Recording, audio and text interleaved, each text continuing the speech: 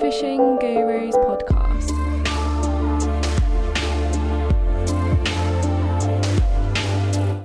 So, boys, as like international anglers, what do you do halfway through a World Champs when nature calls? Like, Mick, come on, what's the procedure?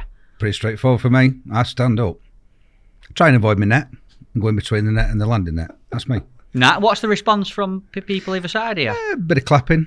One or two people look away. Some people can't help but look. I just think that's the nature of people. Don't get any like knickers thrown at you out like that? The tape's too far back. They don't carry that far. When they're that small, they don't carry in the wind. What about you, Steve? What do you do? To be fair, I always make sure I go before the start. I actually saw you in Bulgaria going to the toilet in the woods at the same time as me. I always go before the start and hold it in. I've always just took that philosophy. Towards the last hour, it can get a bit awkward, shall we say, but that's the way I've always done it. Nice, like it.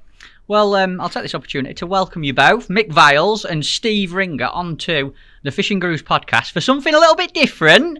Tobes, this is monumental because this is the first bit of three-way action we've had on the podcast, isn't it? I was so excited for you to say it as well. I'm buzzing. And it's a little bit special. You'll appreciate this, Tobes, because these two anglers, both good friends of mine, fished with them both, especially Mick, for a long time. But in terms of where they are ranked in the world, there's nothing more official than what I'm about to say. Steve is ranked number 1 feeder angler on the planet, and Mick is ranked number 3 feeder angler on the planet. So we're in quite a presence, and it's an honour to have you both on, guys. It's an honour to be here. Thanks. That's pretty incredible. So you are basically the Messi and Ronaldo of the fishing world, really. Yeah, but don't forget there's a guy in between us, number 2, but he couldn't be here today because we've strapped him up in the car park to the fence. Who is second? Felix Sherman. Right. The shotgun. Awesome. Fantastic. And we're here to talk about a recent trip, something quite specific in the fact that we've just got back from a massive adventure to Bulgaria for the World Club Feeder Champs for feeder fishing. And Steve, you went with a different team to Mick. Mick, Barnsley Blacks. How did you find it? It's a long way. As you said, we just got back, kind of getting over it. It's very tiring, long journey, 1,800 miles both ways, from door to door. And fantastic trip, you know, covered a lot of ground, obviously. Had a great time there, but it does take it out of you, and it takes a few days to recover. I think we've been back 5 days and, yeah, just about getting there. And what about you, Steve? Yours were a little bit different and a different team. One of the other England team that went. So there were 2 teams from England, Barnsley and Ringers. How did you find it, mate? I always find the World Champs, whether it's obviously world for your country or the club, massively tiring. There's also a massive come down, and I think Mick will probably agree. I'm on that now, and even if you've had a good result, the hype and adrenaline from fishing a world event is second to none. So whether you've won or come last, there's a massive come down afterwards where nothing sort of lives up to it, and that's sort of where I feel I am in my fishing now. I've you lose enthusiasm short term, and then you start to buzz getting ready for the next big event. I think Lee Kerry summed this up best for me. It's a little bit like the rock star theory or the performer theory. When you're out there doing it on the world stage, doing what you love at the very best level, you're on such a high, to then come back and go fishing in England at a, dare I say it, lower level, it is a come down. Well, you're working on adrenaline. As I said, we drove there, drove back. You're full on. There's no rest. You fish, come back, sort your bait, you have dinner. You try and relax for 10 minutes, time for your hooks. It's bedtime again. Repeat, copy and paste. And you don't realise how tired you're getting during the event and across your practice. And then all of a sudden, you have to keep that going to get you back. And then down it comes. Real life kicks in. Managing that is part of the skill of international fishing, Steve. Wouldn't you agree? Yeah, I totally. And I think unless you fished an international event, you can't describe that come down. And it's like you go from fishing like the ultimate competition, and then all of a sudden somebody says there's a 10-peg knock-up up the road, and you think, I can't be bothered to sort my kit out for that because nothing can live up to it. It does come back, but I always say you get like a 2-3 week like come down where nothing seems important compared to World Championships. I understand. And obviously I've got so much to ask you both. We're going to cover an awful lot. I want to talk all about the week, what you did before it, how you got there, how the practicing went, the actual matches themselves. But before we do, let's touch on how both teams did. How did we get on? Because I think going forward with everything we're going to talk about, it's worthwhile people knowing how the teams did, and then we can have a proper reflection on it. So, Steve, Ringer's team. Absolute rubbish. Give over. Weren't that bad? No, we were 9th out of 34 teams, which... It's one of them. Obviously, everyone goes to win. We went to win, and we didn't win. So, from that point of view, it's always going to be disappointing. Did I enjoy it? Yeah, I absolutely loved it. I felt like on a personal level, I didn't do myself any harm. Fished a bit better than perhaps I have in recent months. So, yeah, absolutely loved it. Team result wise, I'm not going to lie and say, oh yeah, we were really happy with the 9th place, because that's not what you go there for. I'll say, if you're not on the podium, you might as well be nowhere. That's my honest opinion. And obviously, we all go to win. But this year it wasn't possible. Could we have won from where we were? Probably not. But I learnt a lot, and obviously that's one of the most important things, and that's where I feel I am with it. I enjoyed it, loved it. Result disappointing, but came away having learnt more, which I'll take in good stead in future events. Well, that's what I'll look forward to getting out of you in this podcast. Hopefully, we can have a good old natter about it. And Mick, Drennan Barnsley. Well, we came away with a silver medal, second. Came second to a team that did an outstanding performance. We went to win. We always go to win with Drennan Barnsley. That's what we do. But sometimes, I think somebody's mentioned the word a good silver, and I think that's what we came away with.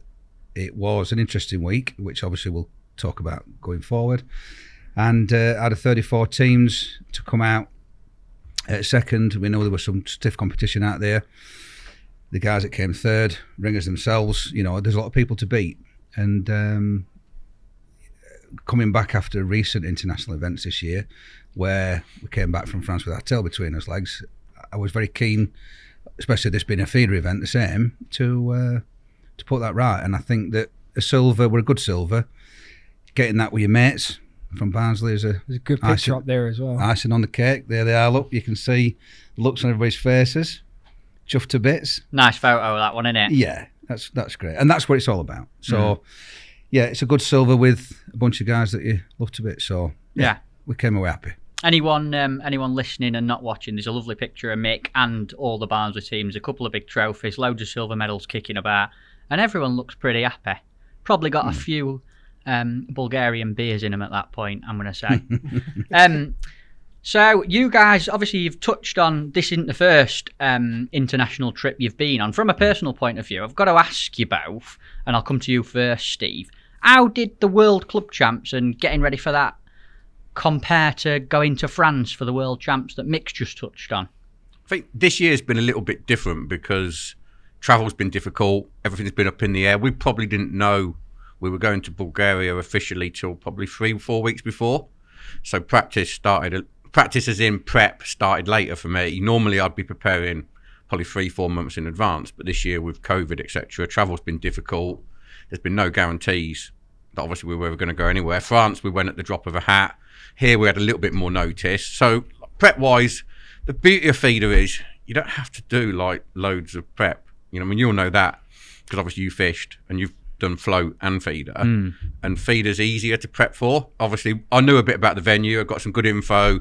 I knew like the maximum casting distance, for instance, was 60 metres because there was a line of buoys down the middle. You can't cast any further, so that simplified like rod choice.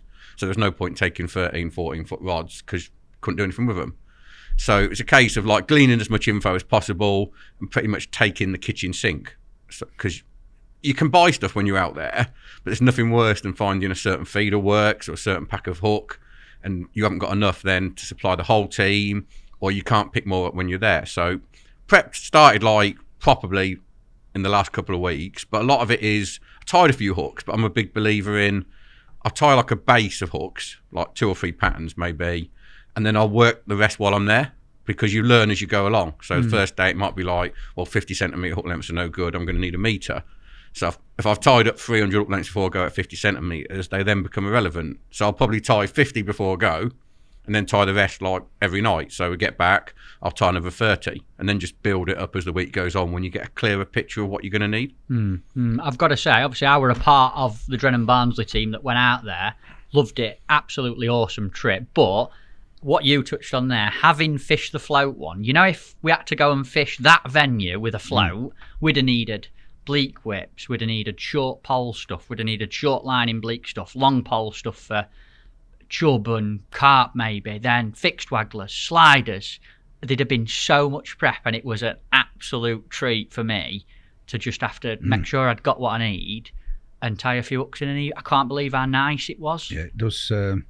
Especially once you've built your base of your kit, and I think that's probably important to put into that picture, because of course Steve made it sound easy, and when you've been doing it a little while, as we both have, I think we're in this 10th year fishing international feeder events, you build up a portfolio of kit. You know, you go to your tackle room, your garage, and you kind of think, right, I'll need them, I'll need this, and you've got that base to pick off.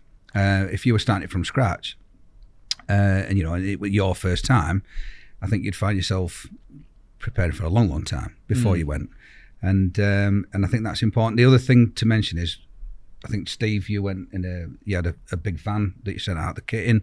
We went in 2 vans, and 2 of the guys flew out there. So the luxury of going in your own van is that you can put your stack of feeders and the spare spools, and you know, you can have plenty of kit. In the past, we've flown to venues, we flew to Serbia. So you have to do more prep, because it has to be closer to the truth, if you like. You have to be almost 90% there. But when you've got the luxury of your van behind you, you've got a bit more kit to call on, which does help. But you still need to prepare a little bit. You know, we put lines on because we thought it would have been mono, so loaded up some reels with that to make sure it were fresh. And then, of course, you tie, like Steve said, a base of hooks to work from. But your spare hooks, I think, you know, it's a suitcase full, because you never know. You never know. That's the thing. Nothing can be left to chance in that game, can it? Absolutely nothing. Can I? Do you mind if I ask a quick question? No, Toad, you're not allowed. Of course you can, mate. It might be a bit of a simple one, but I just want to know, because we touched on it briefly when I spoke to Matt about his World Champs podcast about funding. I just wondered what the setup was kind of like in the club World Championships. Is it all self-funded, or do the clubs have their own kind of revenue stream? Or are you guys paying for it? Is there sponsorships? You know, because you're on about flying out there and flying kit out there and the travel. It's not cheap, I imagine. You want to take that one first, Steve? Yeah, because I think we're quite probably different answers. Very much so, yeah. Ringers, as in obviously Ringer Baits, our team, we have a sort of a sponsor in Dragon Energy, obviously make drinks. They lent us the van, obviously, which is much appreciated, to drive the kit over. So there's obviously no wear and tear. It's a much bigger van than obviously I've got or any of the other lads, so we could put 5 lots of kit in there, get everything we need, as Mick said. It's lovely. When you fly, you're gambling a little bit, because you can get there and find you've not got something. Whereas it's nice just to be able to throw all the stuff in the van. You've got everything you need, and you are over catering, but at least it's there. It's peace of mind. And this year we had that because of the van. But cost wise, obviously we're not sponsored as such. Obviously, my brother paid the fees to enter as Ringer Baits, and then we all chipped $2,000 in. So basically we're putting 10 grand in the pot, and I don't think we'll get any change out of 10 grand basically. Wow. So it's not a cheap.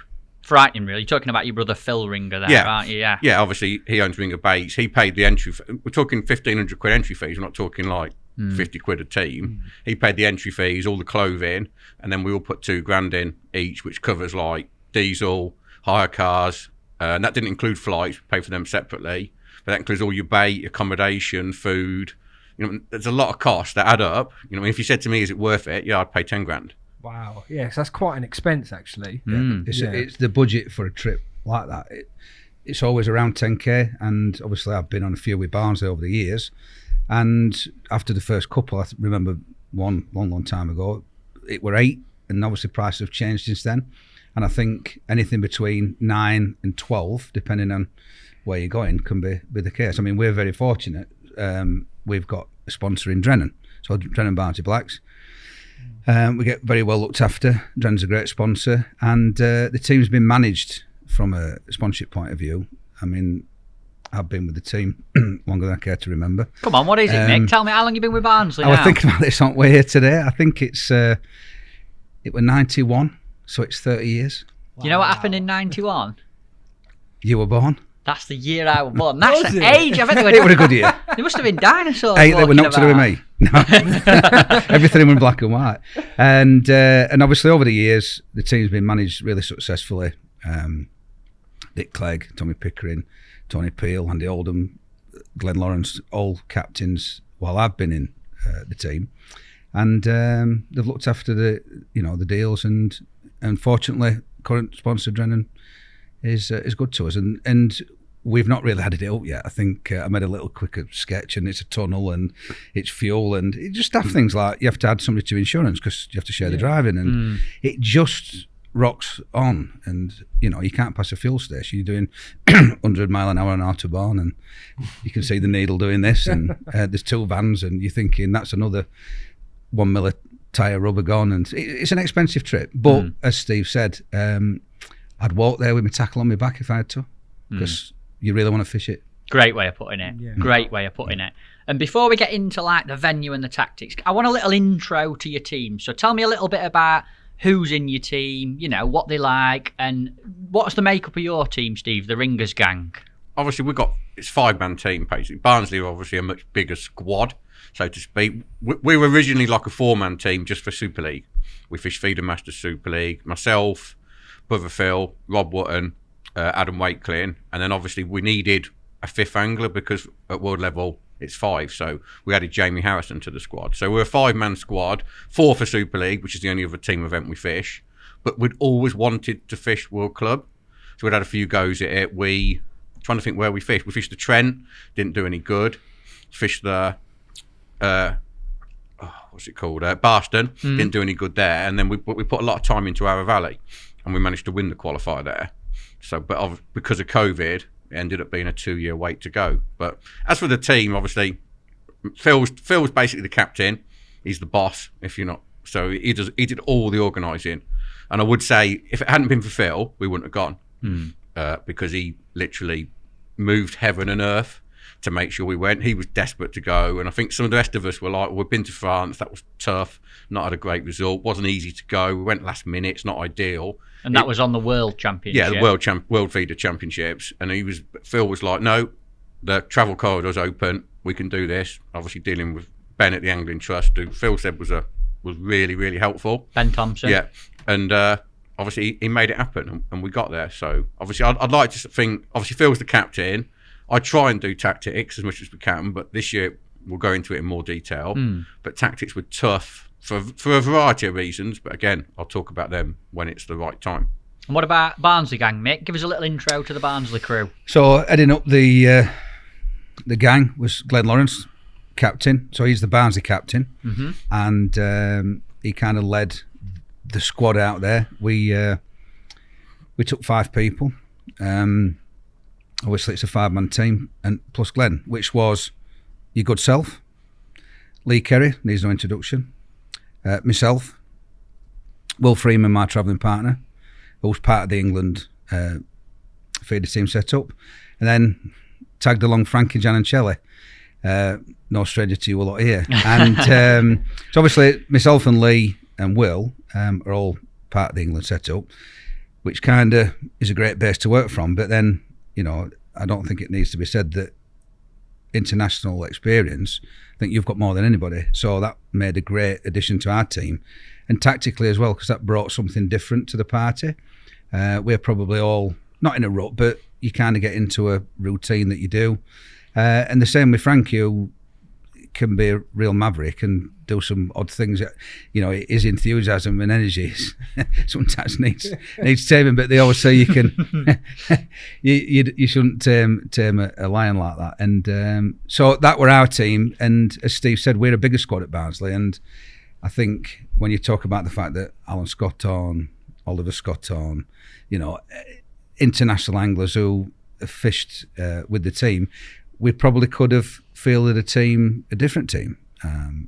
But I think the squad thought it was right to send those anglers with feeder and international experience.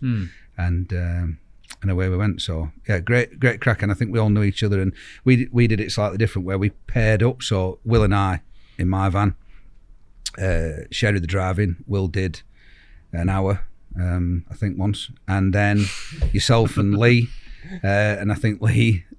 Did you look after the Harry Boats, didn't you? And I was DJ. And DJ, I of course, DJing. yeah. I did actually come in basically- your van for a short while and do a bit You, of DJing. you had to keep me awake. So me and Lee drove. You and Frankie, you and Will tagged along, and then Frankie and Glenn flew out, which was perfect. We got all the kit together, and yeah, superb. Awesome. Absolutely.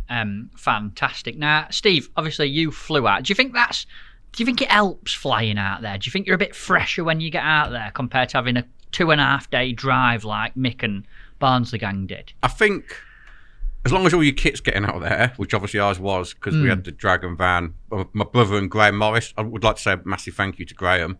He just came out lastminute.com, obviously helped Phil with the drive-in and helped us, because only having 5 people on the bank compared to some other teams is not ideal. So Graham come out and basically helped us a lot, not just with the drive-in, but with bait, etc. So that was much appreciated. But yeah, I think flying's easier, but only if you've got your kit getting out there and you've got all your kit.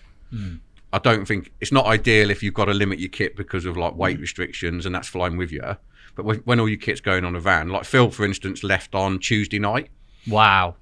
I flew out Friday night, and we didn't need to fly out Friday night. We flew out Friday night, and obviously we could have a look at the venue Saturday, Sunday, but no fishing.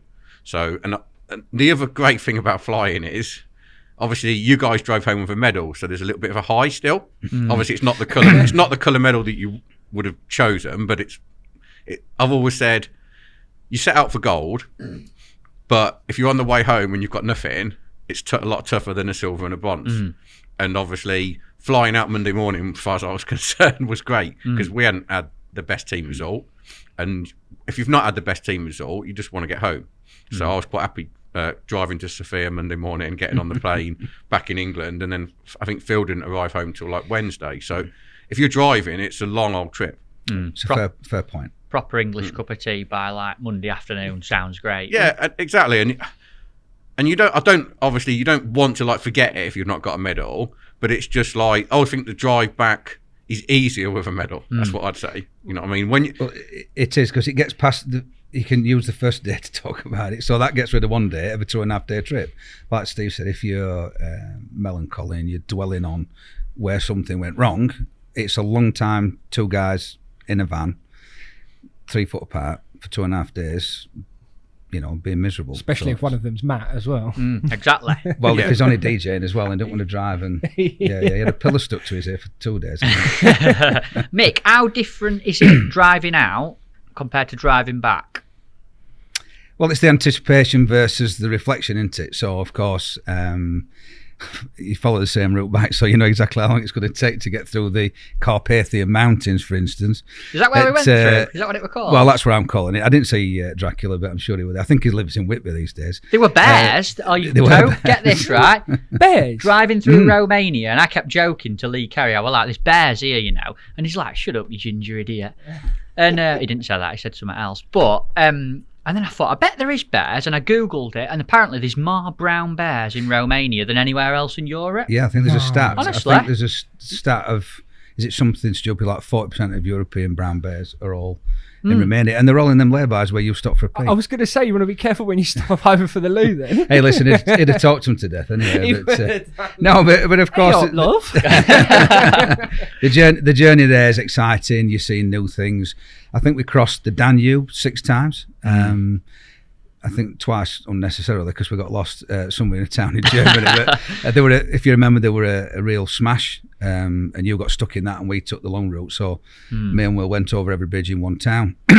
Some beautiful scenery you can see on screen. Oh, it's gorgeous, yeah. That's the Danube. Looking at that. Yeah. So actually, where we are there, right, where we're driving is Romania, and the other side of the river is actually Serbia. Mate, that's incredible. Yeah, that's right. I remember that now. So of course, just upstream, which is where you're looking there, is where Barnsley fished another World Club champs, the Float World Club champs, and it's a place called Goljubak, and that was in Serbia, of course, on the other bank, and that's where the narrowest and the widest part of the Danube are actually next door to each other, and there's a bridge that goes over that's like a medieval bridge, and that's where all the what do they call it? Grumblings. That's what they call right. it. Yeah. So little like stone loach, Bullheady things, bullets. weren't they? Yeah. Horrible fish. Lads loved fishing for them all day, and that were just on the other bank. So we've drove down both sides of that, it's an amazing river. When you follow its journey from Germany down into Romania, it goes through Serbia, it passes through Hungary, of course, and out into the Black Sea. But it's What was an amazing trip. because I spoke to Matt briefly when he got back, and he said when he drove through Romania, it really shook him because he wasn't quite prepared for, 'cause I've never been to Romania, but he said it was quite shocking to actually see some of the things. What was it like? Well, obviously, we all have a stereotypical view of certain countries, don't we? And and I have to say, Romania were exactly as you'd imagined. We saw donkeys pulling carts with, let's say, a man and wife with their wood for the fire on the back down the side of the main road, and the typical weathered, very tanned older people sat on their front step, and they've probably been their fathers and the fathers before them sat on that front step, where once was a dirt track where horse and carts went, and we're going through there as fast as we can on a 2.5 day trip, and they're just kind of chewing on a bit of grass and on the fence post, watching these crazy English people going by, thinking, what on earth are they doing? Along with every single lorry in Northern Europe, I think, trying to follow the same path. So Romania were a bit of a shock. And then as we passed into Bulgaria, that continued. And it's quite funny. There may be a border between these places, but you can see clearly that the culture, the history is the same. Just because at some stage somebody decided to draw a line between the two and call them two different countries doesn't mean that they're not of the same ilk. It were interesting. We're very fortunate in this country. That's what I mean, because that's similar to what you said, wasn't it, Matt? And I was a bit shocked to think that even nowadays in somewhere like Europe, that's still what it's like in some places.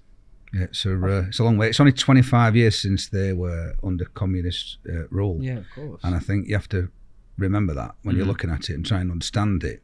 But they've come a long way. This little video you can see here, Tobe, that I've put on. This where we got lost and we pulled into a lay-by. You see that little dog? It looks petrified. Yeah, it does. Yeah, but I gave him. It was like an apple and custard tart because it's all that I had. Mick were gutted. It was the last one. Yeah, I think I'd eaten the other 5. But like little dogs on the side of the street like that. That's really alien for us in England. With stray dogs aren't really a thing. You can see there. No, bless it. There were tons of them. I think there were more stray dogs there than the odd pigeons in Trafalgar Square. There's loads of them. That's me doing a commentary. It's probably interesting to point out, this is where we pulled up to do a bit of map reading, is the truth. So how did you get lost? Well, I wouldn't say it was lost. So just to get as quick as I can. So we're bombing through Romania. The roads aren't particularly great. There's not a motorway. And single track road. No, that's right. I think we'd done 7 hours on B roads, and we're getting close to the border. And we're coming through this little village, and everybody slams the brakes on. I think you were 2 or 3 vehicles in front of us, and we've parked up. We're in High Street of a village, and we've had a bit of a sneaky look, and I think Will were driving at that stage, which was an odd thing. So I've looked down the way and there's traffic on both sides and nothing's happening. And next thing, a tow truck comes the other way. Oh, right, must have been an accident. Great stuff. It'll clear. Off we go. No traffic. Nothing's happening. Nothing moving on our side. I'm right thinking there were a pickup truck with some tombstones on it, Matt. Gravestones on the back of it. So some guy, sells memorials, and he pulls out. We're on the phone, I think, weren't we? We were talking to each other. Lee follows him. I said to Will, come on, get going. And we're off. And we're running the gauntlet. So there's relentless wagons. 2 miles. Of wagons. 2 mile of wagon it was. 2 miles? Yeah. 2 miles of wagons. Tail to tail, all the way down this village lane. Wow. And we're off on the opposite side. Every now and again, a random truck comes the other way, or a bus or a car. And we're all squeezing past. And eventually we get to the front of this ridiculous queue, and there's an island. And on Google Maps we're looking, and we've got to this point, and this queue is then, if we've just done 2 miles, there's another 5 miles. No. And Google Maps said 5-hour delay. So we're at this island, this very warm policeman from the local constabulary, get us one of them. Yeah. you're not. Not a coming in. lot of communication going No, on. no. Well, you're gonna keep follow going. him, yeah. Obviously, we've got foreign plates. You're hoping for a bit of guidance. Off we go. So we sets off, and we've gone 15 minutes, and I think we decided to just pull over and take stock of the situation. So we're looking, and this was the point. I think it's called Vidin. This is where you cross from Romania into Bulgaria, and one of the few points you can cross the Danube. We didn't realise how few points there were because when we looked on the map, the next bridge was 5 hours. 4 hours, 45 minutes, 375 mile.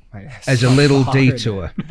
So a a little bit of debating went on. Yeah, we had a debate. Matt fed our last apple pie to this dog, which could have been disastrous because we could have run out of food. You could have been stranded. We're in the middle of hungry. nowhere. I think I managed to get the last bit off the dog. It didn't get it all. And I think Will and Lee were having a debate. Lee obviously won, as he would do. And we spun round. And we decided to try and come in the back way. And down some country lanes, over some unadopted roads, came into this village, which was on the Romanian side of the river. And we've popped out basically at the front of a 7-mile queue of wagons. Complete look. Yeah. And there's Complete bit of there's luck. we're at a T junction, which looked like a major dual carriageway. And this wagon driver's waved us through, and we've pulled through him, and we looked up, and we're 100 yards front border. There were 5 cars waiting. Yeah, that's and not bad going. every though, is it? wagon from Eddie Stobart Wow. to Norbert Dentrasankel queuing back to this little village in Romania. They were frightening. It was a great feeling because we'd just driven for 2.5 days. And this was the last border, Yeah. the last checkpoint. And I'm not saying the route to freedom because I think we still had a horrific drive in Bulgaria. But once you were into Bulgaria, That's home stretch then, isn't it? you can smell your bed. Yeah, you that's know, it. You know it's there. You can't see it, but you can. You know you're going to get in it that night. What I love is throughout that entire story, Steve was probably on the plane with a little stewardess feeding him gin and tonics on Yeah, tap. yeah. Kept glancing at him then, and I just kept seeing him twiddling his Any thumbs more and nuts? smiling, yeah, Do you thinking. have any salted peanuts, not just these dry Yeah, roasted, that's- please? So it's a great adventure. There's times when you wish you'd flown and got your brother to drive. But I have to say, it's a great system, sending a big family load of kit and you fly out, provided you can find that special person to do that driving. And when I say a special person, the first time Barnsley went to Bulgaria, the guy volunteered, and it took him forever and a day to get there, and he stopped at every checkpoint, and all the bait was dead. And cut long story short, it was so horrific, he actually sold the van in the hotel car park and flew back with us Wow. because he couldn't face the drive home. Wow. That was 25 years ago or something, back in 98. So, yeah, it's not as easy as it sounds. But so fair play to Phil. All and that Graham. aside, that it's the adventure is got Yeah. surely the major, like some of the scenery that we've just seen there is surely a major appeal to driving as well. It is, but I wouldn't like to think I've got set off next week to do No. it again. No. Count me out for another. Another 25 few years, months. and when you've forgotten how long Yeah. the journey is, you probably take it on again. So both teams are there. We're in Bulgaria. Now, Steve, first eyes on the venue when you first had a look at it. What did you think when you pulled up to that rowing course in Plovdiv? When we arrived, obviously we arrived before yourselves, it was lashing it down with rain. And to be honest, it looked pretty miserable.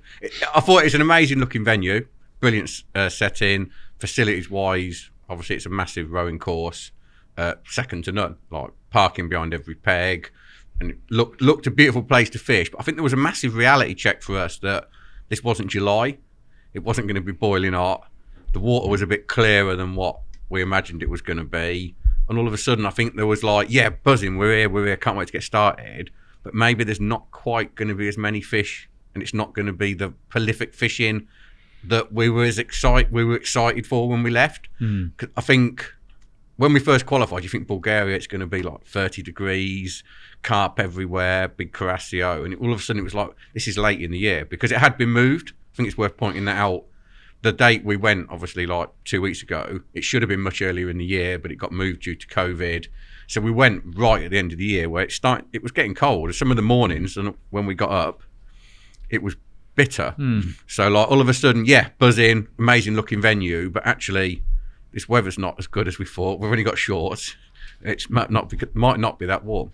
Definitely. I think that it was exactly the same. Like when we were getting up in the morning, it was bitter. Yeah, it was like a very proper, cold. Yeah, and we all were sat in our hotel room, or might have been even in the vans on the way, and you'd already put a video up feeding them carp off the bridge. What were that all about? Because they looked like they were loads. Yeah, obviously there's a bridge. It's not halfway down the venue, probably a third of the way up the venue. And I'd already been told, like, you can feed the carp off the bridge. But I think what's happened is there's obviously very little food for the fish in the venue. So we found when you walk round, the only place you see loads of fish is where the calves are. So, like, they don't get fed unless there's a calf. So, like, you can walk a long way and not see any fish, and there's a calf and there's fish everywhere. So I don't think there's loads of food. So the fish gather where there's feeding points, so to speak. And what we sort of felt quite quickly was, you can put a video on, it looks like the venue's absolutely heaving, but those fish live there. You know, in a brilliant example of this, and I'm skipping slightly ahead, when we fed them on the Saturday, there was a lovely big plated mirror carp there. On Monday, I saw it in someone's catch shot. What, the same Yeah, fish? same fish, yeah. Get same away. Fish. Yeah, You're same fish. joking Yeah, me. so it shows you there wasn't as many fish. No. Wasn't as many big carp, and obviously when we come to the actual fishing, there wasn't as many big carp as obviously the pictures maybe led us to believe. You're seeing around that bridge, I'd say was 70-80% of the carp in the venue. So you're seeing most of what's actually in along there. with a good amount of the rest of the fish, the grassies, the crassios, they were all there. And Sure. I think if you'd have taken a tray full of loaves, you'd have probably got every carp, crassio, chub and grass carp feeding off that bridge. Because as Steve said, I'm not saying that it's a sterile venue, but the silver carp, I don't know the official word from, I think the England float team call them lost-a-lots. So they're silver carp and they're plankton feeders, and they tell me that kind of takes out the natural food level in the venue. Therefore, some of the fish look a bit skinny and a bit scrawny. Some people think they're very old. So of course, everything you're seeing visually looks great. But what's the depth of the fish? And as Steve said, people feed them off the bridge. There's a couple of kiosks at the side of that bridge where people are chucking that last bit of bread roll they don't want. And then at the top, near the stadium, it's the same. You could feed them out your hand. But were they the fish that we were fishing for? That was the question. We'll talk about that in a bit, won't we? Yeah, So- definitely. Steve, is that the right video there? Is that... I don't think I sent you that video. That you got it off my Facebook. Yeah, That's the video off the We're bridge. live stalking Yeah. here, Steve. That's- We're on you. That's the video off Got the ya. bridge. Yeah. Yeah, and that's the rocks looking. You know, when I put that on my Facebook, and everyone's like, "Oh, you're fishing in a stew pond," but that was really deceptive, as in to what was actually there. I think virtually every team posted a video feeding the fish off the bridge. For those that are listening, there's literally a video of Steve throwing bread in, and it is quite... Honestly, it's piranhas. There's a fair few fish munching there, it isn't on there? the top. Yeah, if you read the I don't know if everyone can see the comments. You can see Hook a Andy duck. Boers, hook a duck, and not being funny, it was anything but Yeah. hook No, a no. duck. Come and sit on my peg halfway through second day, Andy. Yeah. It probably needs pointing out that bit wasn't pegged. That's the other bank. No. And That's out of bounds. yeah, to so intent. it's opposite the bottom of B and opposite the top of C, and there's a rope in between. So regardless of how many fish are there, you can't fish there, and you certainly can't cast there either, unless you want to drag them back over the top of that steel wire. No, damn right. Mick, for those that don't really know, give us a little rundown on what the format is for an international week away in terms of the days you get to practice and the days of the match, just so people, the next bit we were going to talk about, I want them to know exactly what the format is for that period Yeah, of so time the you're there. the official format is, well, we always get there Saturday if we can, try and get your camp ready Sunday, and then it starts on Monday morning. So you have Monday, Tuesday, Wednesday, Thursday, Friday, official practice days. And when I say official, there's an out-to-goes that allows you to go into your box. So your box is a taped off area that is your specific area that you're fishing. During practice time, that is a box for the team, not an individual box as it is on the Worlds, on the event itself. And off you go. It's 8 o'clock, I think, was the time that you were allowed inside that. And you get a time where we start at 10:30, and you're basically practicing match hours. Now, on the Monday, they allowed us to fish well 6. I think they quickly realised that the rowing course at Plovdiv is a public place, and lots of people want to use that for exercise, cycling, walking. And we stayed on the Monday, and we were in the way. There were people taking the daily exercise. So Tuesday, I think it was announced that you had to be off for 4 o'clock. So 4:30. So you fished 10:30 till 3:30, Tuesday through to Friday. Certainly an early finish on Thursday for the parade, and Friday off for the captain's meeting. So it's quick shakes and off you go. So it's 5 days practice basically, and then that's then repeated Saturday and Sunday. It's great because it gets you into a routine. You know how long it takes you to get your kit ready, get your platform set up, etc., etc., and 5 dress rehearsals really. So and slightly different on this particular event because we took the team that was fishing. Therefore, I'm not saying we're more relaxed, but it wasn't quite as intense. Therefore, we're not sort of biting at each other's ankles and all the rest of it. So it was like, well, you do this, you do that. And we were kind of a little bit more informal, unlike an England or the World Championships, where due to reasons that we decide as a team in a country, and that's traditional for us, we take 6, and so we kind of trial up a little bit and we fish against each other to a point to try and A, select a team, and B, establish the right method for the weekend coming. And Steve, I want to touch on this with you because obviously you fished loads of international stuff with the England team, like Mick has, but both teams, Barnsley and the Ringers, took 5 people. So everyone who has gone out there knows that they're fishing beforehand. How was it for you lot as a team, knowing that you're already fishing and you ain't got to fish for your place compared to when you go away with the England feeder team? I think it's not pressure off because you still want a good result, so there's pressure for a good result. But it, as Mick said, it was more relaxed, a little bit more informal. I think when we practiced during the week, anglers felt more inclined to get up. You know what I mean? I went round on the bike, I think on Tuesday, just to have a look round. Everyone else got a puncher apart from me, I might add. Did they really? Yeah, I think we had 7 punches in 3 days on the bike. Where from? Well, thorns on the path, literally. We had some poor Bulgarian bloke repairing it every night and then literally getting it out the next day, 200 metres, double puncher. Did anybody get a double puncher? Yeah, I think, well, we literally every day, apart from the day I rode it, we had at least 2 punches. That's typical. Drill well again. Yeah. 2 punches. No, it was just careful riding. You know what I mean? If you can see big You fawns. watched where you were going. Well, would you ride over big fawns? It's beyond. So no, it was more relaxed. You know what I mean? Like we tried to keep it. Everyone has ideas, particularly early in the week. So we never really had a team structure as such, where it was like, right, you've got to do this, you've got to do that. All I did was I had a little book a week. So basically, I said on the Sunday night, first official day, training day is the Monday. What does everyone want to do? Because we'd walk the venue, so I think everyone in their heads is already thinking, I tell you what, I fancy fishing to the rope. I think there could be some fish short. I want to do sticky mag or do that. So I just went through what everyone wanted to do and then tried to place them so you haven't got like 3 in a line doing the same. So if you had 3 in a line saying, I want to fish to the rope with ground bait and joker, I'd go like pegs 1, 3 and 5 in our box, if you know what I mean. So just to break it up. So, Got ya. Because I think that way you can compare. Don't get me wrong, the first day is a terrible learning day. I think the venue will. I don't think I've ever been to a venue that has fished a certain way on the Monday and it's still fishing the same on the Saturday. Well, I think we can talk about that. Tell us a little bit about your first day of practice. Like, I want to hear it from both of you, but Steve first. Like, how did the first day, sitting down at the venue, obviously you're going to be excited. How did it go? How did that first practice turn out? I think like one thing I'd mentioned before, and Mick might want to obviously talk about theirs, because this is I think this is quite a big thing. And I think you draw like a matrix system for your training boxes. Our matrix system, our matrix draw, on my honest opinion, was poor. That's not criticising anyone. Let's look at the draw. Like there was 34 boxes. I think we had a 5, basically 1 to 13 before the bridge. 1 to 13, yeah. We only had 1 draw in A and B section, and some of the area was double banked. We had 3 draws in the double banked area. So we never. I don't think we didn't have a great picture of the whole match length.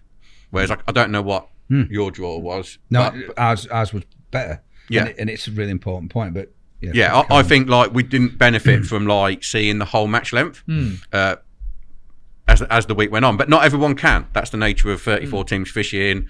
And you draw a matrix system which is jumbled up. So day 1, for instance, I think we started on box 27. Which was an M box. M boxes are always good. And we had a good day. I wouldn't say we learnt anything tactically, but we caught some big carp. Jamie Harrison caught one just under 7 kilo, which, when you consider the weights, I think we have got a picture of it. If Toby's not fell asleep, which is a massive fish. You know what I mean? I was the only person who didn't catch a big carp There it that is. day. But I think But Phil you didn't have any punctures. no, didn't have any punches. There you go. Yeah. You're moaning at. Proper old warrior that one was. Look at that. It's a big one. Like a body's mirror, that. Yeah, but mouth on it. Phil had like 2 carp. Jamie had that one. Waco had a carp. Adam Wakelin. Rob Wotton had a carp and got smashed up.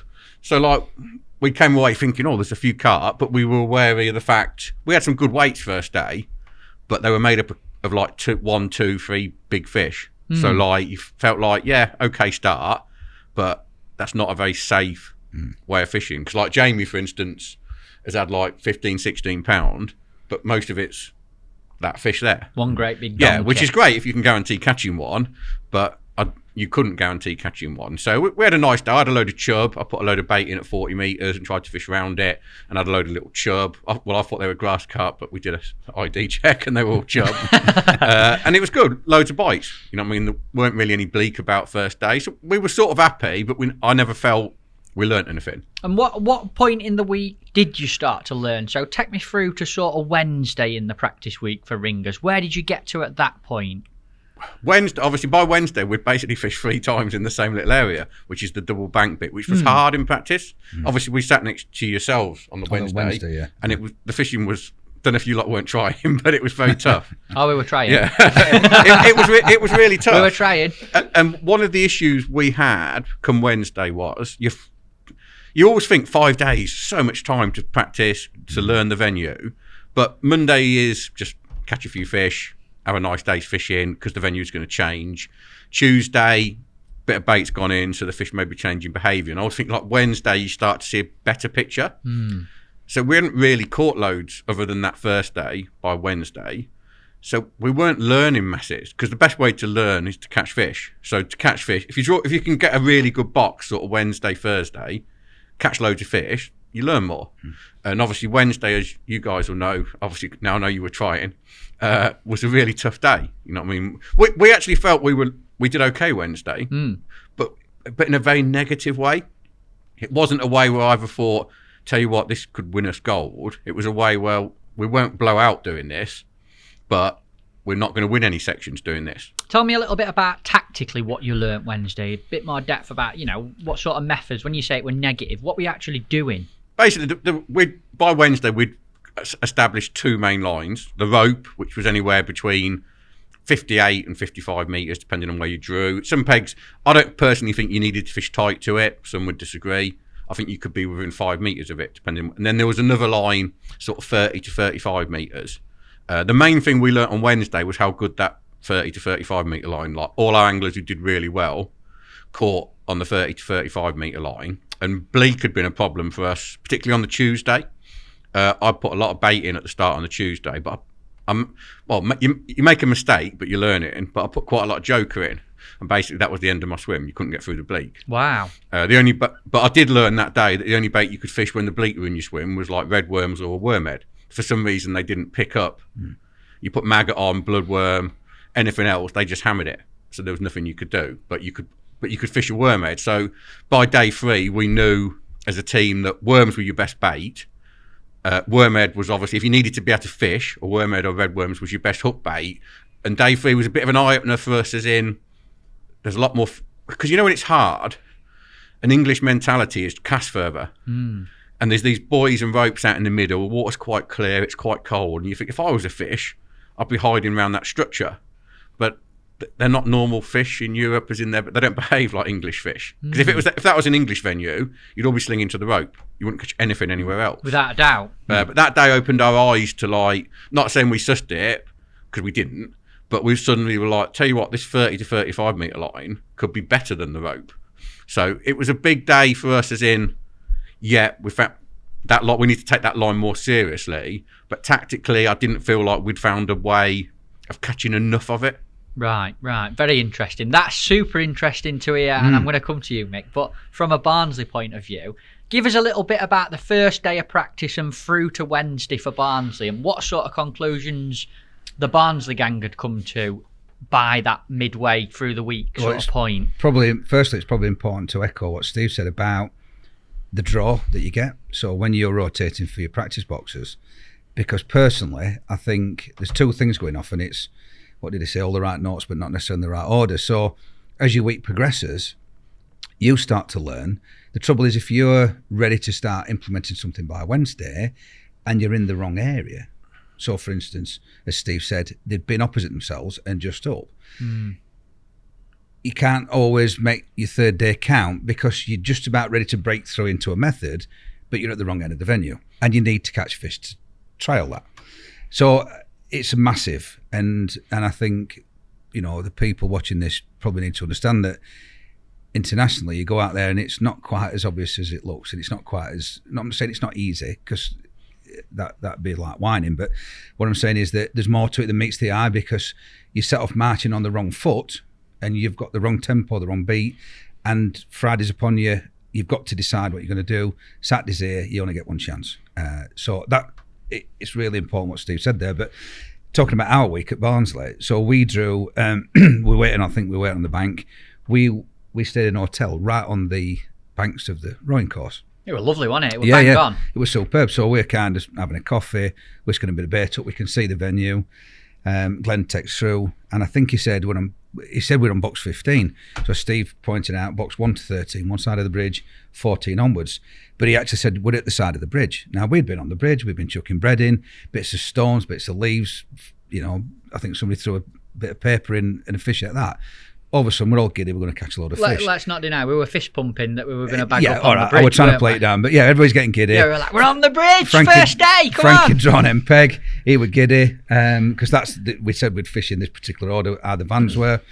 And so anyway, we gets there and we're one away from the bridge, which were good because we wanted to catch some fish. Really important to get to understand what's in there, where you can catch them, how big a hook you can use, etc., etc. And so there we are on box 15, and we decided that we'd all fish exactly how we wanted to fish. So 5 people doing 5 different things. Knock yourselves out. We had a range of ground baits. We all grabbed a bag, mixed some up, and me personally, I fished sticky mag. I love sticky mag. I think it's fantastic. In a feeder, which is not a common thing, it's a great method. Maggots catch everything. I'd also clocked, obviously, people throwing bread in, it's white, I'll catch fish. I'm going to catch some carp, and I'm going to catch some grassy, and I'm going to catch some crassio, and off we went. And basically we started fishing, and some people use ground bait, some people use maggots, some people use a combination of both. I think Frankie put worms in. Basically we caught loads of fish. I started catching chub. So I'm firing this maggot feeder to this rope, and I'm what's that? It's a chub. I thought it was grassy. Yeah. We were arguing about what we were. And halfway through the session, I was declaring I caught a grassy, but it was just a dark green chub. And I caught a carp, and we all caught fish. Frankie caught 2 or 3 carp, I think. Glenn sat on his box, caught a carp. But we were very aware that we were near the bridge. Is that a photograph of the catch on day 1? So that weighed, it's out for debate, 24.12 I think Matt gave me. In pounds. I think it were about 2 ounces more than what Frankie had. Whatever right. Frankie weighed, it was certainly going to be just a bit more, because I think that's how we played it. But don't tell Frankie, don't put that out there, Toby. I'll cut that bit out. Frankie weighed 24.8 and Matt gave me 24.12. And you can see that just about everything. I think there's 1 or 2 carassios in there. That carp about, I don't know, 2.5 pounds, and the rest are chub. So that were interesting for us because we knew there were chub in the venue. We thought we'd got something smart with maggots are going to work for us. And that sort of painted the picture. I think you put a maggot feeder on, caught some fish, take it off, don't let anybody see it. But we don't know because it's day 1. As Steve said, it can either be really bad or really good. So let's see what's going to happen on day 2. Day 2, we've drawn at the side of the Hungarians, box 8. So we're going to a pretty good box as well. So it's like, well, it's another good box. So we need to be positive because we've been positive on day 1. We've caught fish. Let's put that back into practice. So we know we're going to be at the side of an Hungarian because obviously boxers are joining. I got the job. So I'm the gobbyist. They put their gobbyist guy on there, Tamas Walter, multiple world champion. Great guy. Yeah, fishing hero. And so, of course, there we are talking the back legs off each other, peeing up each other's backs, trying not to show anybody anything. They never shut up all day, I'll tell you. No, honestly. we fished, yeah. We had a little bet, and he put that on Facebook and all the rest of it, but we'll come back to that. And so our plan with that was to put into practice what we'd done, but not at that end, because we didn't know the team at the other side and we weren't too concerned. And so what we tried to do was do a semi-repeat of what we'd done on day one, feeding aggressively, and where we did it, we caught fish. But of course, it's important to point out that in contrast to what the ringers had got, we were in the second good box of the week, day 2. So it kind of worked. I were catching fish, decided to wrap it up, fish down the middle, tried not to catch anything. Thomas was smashing a feeder in up to rope, catching crassios, took me €10, laughed all the way to the bank, and they all caught between 5 and 8 kilos. And we had a bit of a mixed bag. So we're like, yeah, positive feeding. We're the only ones that are feeding. We're the only ones being aggressive. Glenn's had a little run round, took notice, listened to what the people are doing. You know, you see things on Facebook, you can see what people are catching. And we thought, oh, this positive method's got something in it. Then we come to Wednesday. We know we're outside of ringers. They want to put their gobbiest angler on the end. Who's that? Who are we talking about, lads? Well, you can probably hear him. You can probably hear him. He's somewhere near Leicester. Adam. And so, Adam of course, Wakely. it was like, well, we better put Mick there again, because them two will just talk each other to death. As it happened, we didn't put the gobbiest angler on the end. We put the loudest angler on the end, which is Lee Kerry. The good news is it does make sense when he's talking, but by God, you know he's talking. And we fished against each other. And what we learnt that day was massive for our week. So we'd come from 2 great sections, and you come from 2 very bad sections. Yeah. And what we tried to do was fish positive, almost in secret. So we were trying to plough bait through. We've rocked up with cages on, bullets on, Full of bait. 5 squares. We weren't sure whether you were just We were ramming it in. Well, there were fishing like idiots. There were a bit. Was it that bad? So what we were trying to do is disguise what we were doing. So we wanted to feed, but we wanted you to think we were just feeding negative, like just with ground bait. But of course, we had bigger feeders on, and we've looked down the line, and you're fishing a Winter League. You're flipping with your little 3 squares and your Thimbles. winders, and we're like, so then of course we've got the decision to make. Are you fishing like that because you've got it wrong, or are you fishing like that because you've just come from Starlag 15 where there's no fish, which is, you know, the first 2 days of your practice? We realised that because we tried to pull it back ourselves, and we just realised that the low side of the bridge, because I'm thinking we must have been bottom of C that day. Yeah. So we realised that we'd now gone into new territory, which is the bottom 3 sections, C, D and E, complete contrast to A and B, where we'd been. And that basically formed and shaped the rest of our week, because we were then going into what would become E section on the opposite bank on the 4th day. So we kind of come back to earth with a bit of a bang. We had to have a rethink, and we choked it back. So we took a little bit of what we've been doing and a little bit of what you've been doing, and we took that on to Thursday. And some people fish negatively, some people fish a little bit more positively, knowing that it was going to be hard. And this is where it's important to say that as your week progresses, depending on which box you're in, then forms your week, because it's Saturday's looming, it's Thursday. You need to start putting the plan together. And I will say this at this point, that Matt and Lee, they'd rumbled it, and I think Matt had a really fresh approach to what we were doing, because he's not stained by all the feeder fishing that we do. Like Steve said, you become a little bit, not routine, but you kind of think, oh, it'll be this, it'll be that, it'll be the other. Whereas you're looking at it and going, these don't need no bait. And that day was monumental for us. The 4th day. The 4th Thursday. day. You and Lee caught lots of crassios.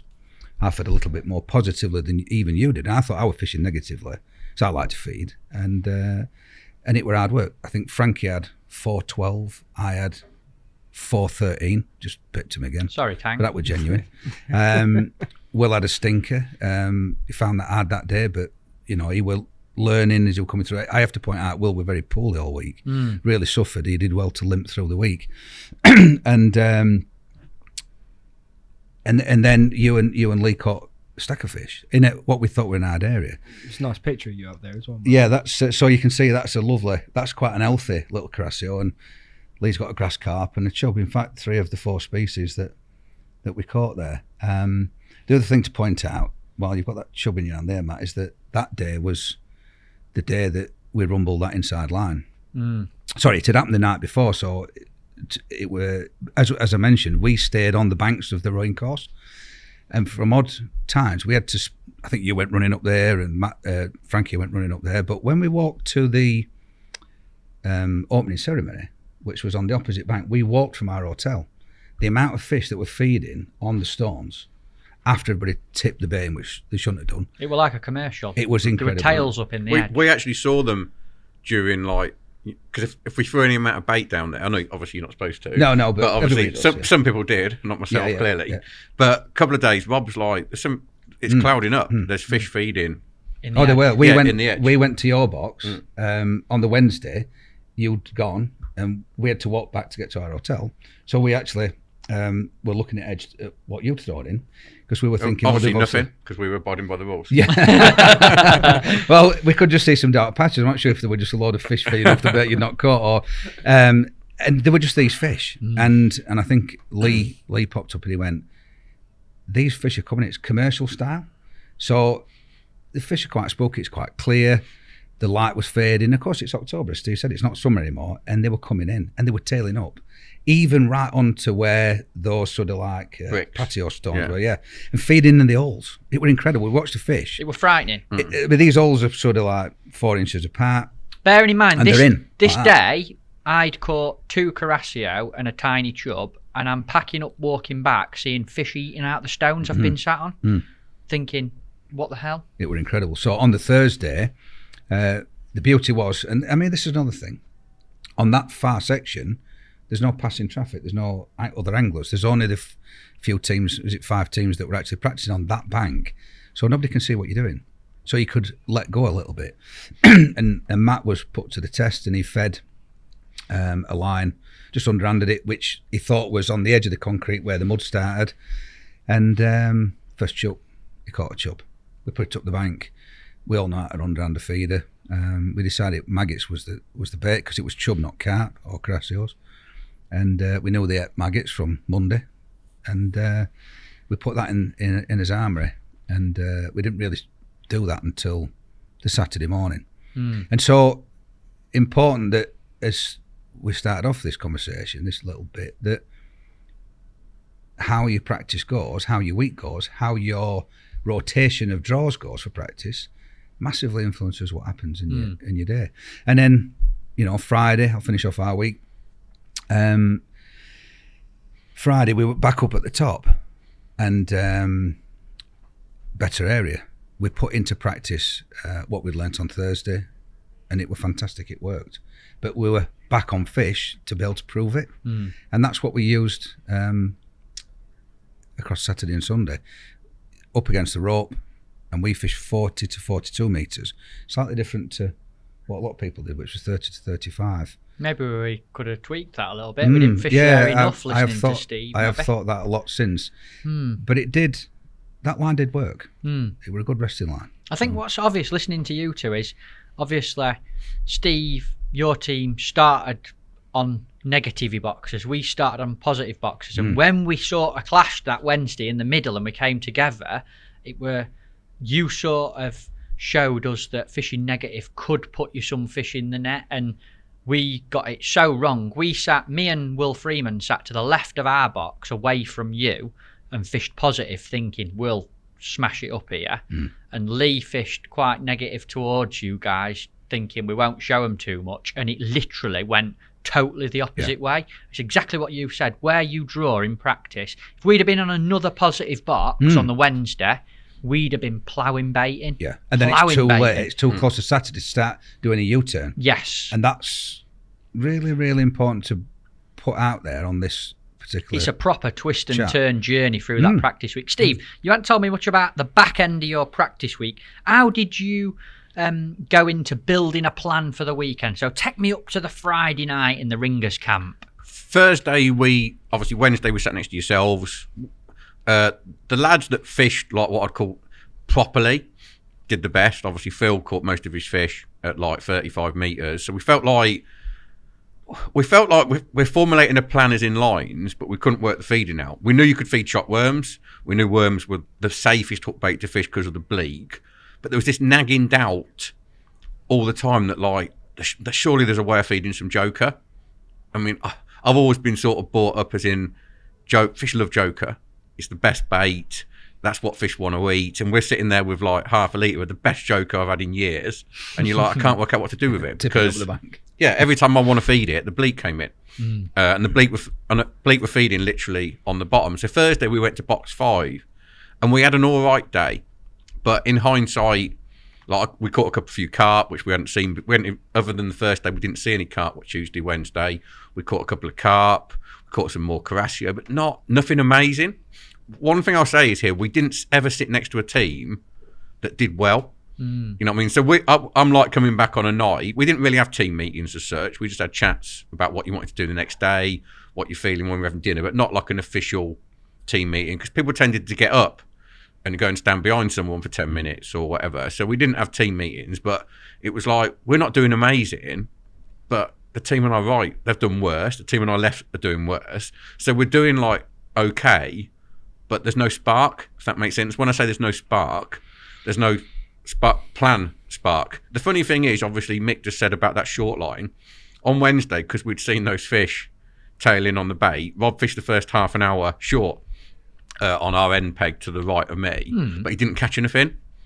And obviously, I look at that now and think one bite there for him transforms our whole approach. And there's several things I look at now that I just think, it's like Monday and Tuesday, I put a volume of ground bait in, which is a similar thing to what the eventual winners did, JWP Water Services Holland.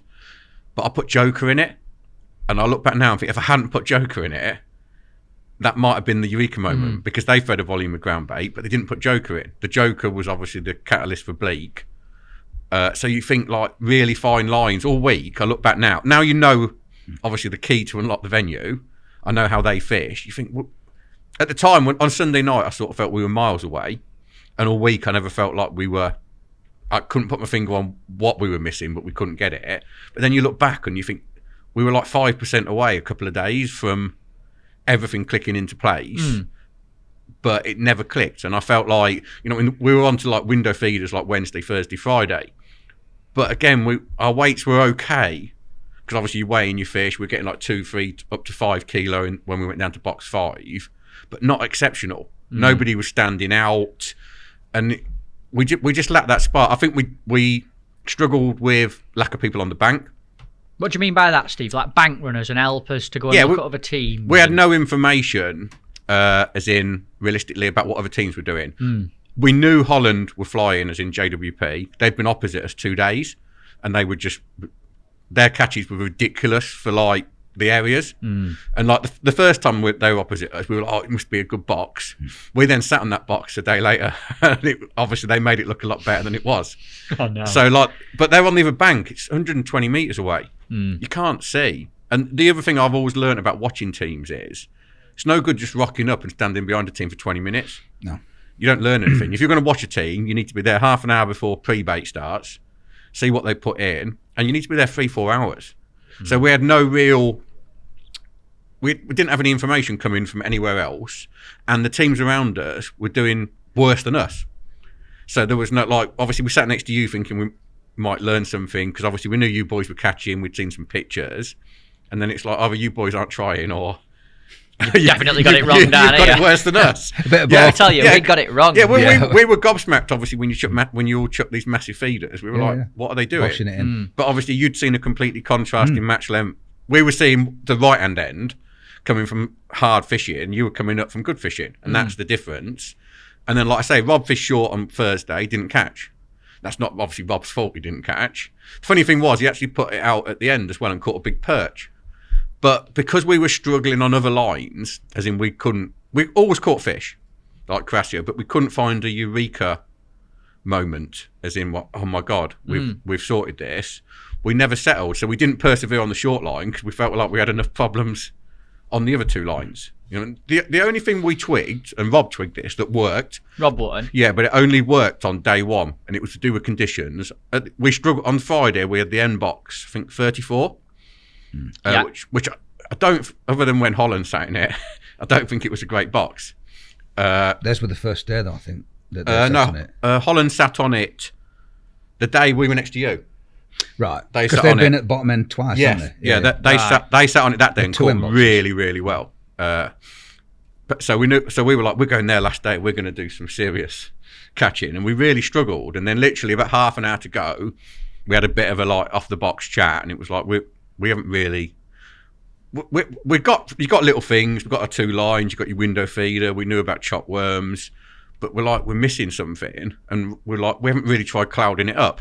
So we had some lean, got some lean out, and bear in mind it had gone. The session had gone. Like we couldn't catch a fish. Rob put 2 feeders in on the surface of lean, like a dark local lean. Chucked over the top of it, 2 and 2. Then it died. Carassios, yeah. We never tried that, did we? No, but it's interesting. We hadn't tried it either. So like basically you fish for 5 days, not even tried, because we were petrified to cloud it up because of the bleak. Yeah, same. But Rob's idea was soil. Surely the bleak aren't going to eat lean with soil. Basically, they're not going to eat that. So the hooter went. So he's like, I'm going to put 2 more in. So he put 2 more in on the surface while he's pecking away. I'd caught 2 more. Wow. So all of a sudden we were like, we've got a little trick. Yeah. As in, like, we haven't got a eureka moment, but obviously on the match it only worked day 1 because of conditions. Day, I don't know. You could probably see me on day 2. I tried it a few times. Setting it up. I thought you were just setting it up. No, I was trying to put one in on the surface, but it was windy and it was towing. Yeah. But on day 1, it was brilliant for me. Yeah, every time I put one in on the surface, I caught a Carassio. But it didn't work day 2 because of the conditions, because obviously it wasn't sunny. But when it was flat, calm and no tow, and I feel like if we'd have had another day at that, we could have honed it a little bit more. But we've done it on more than one line, or done it at the right time of the day. Yes. That is a massive contrast to us, because I think to try and emphasise how we finished up fishing, smallest window feeder you've got, a solid one, no holes in it, and wiping it so clean, and thumbing your bait in so there wasn't a single grain of anything coming off, almost stealthing your bait in there so that the bleak didn't see it, because of course the visual feeders.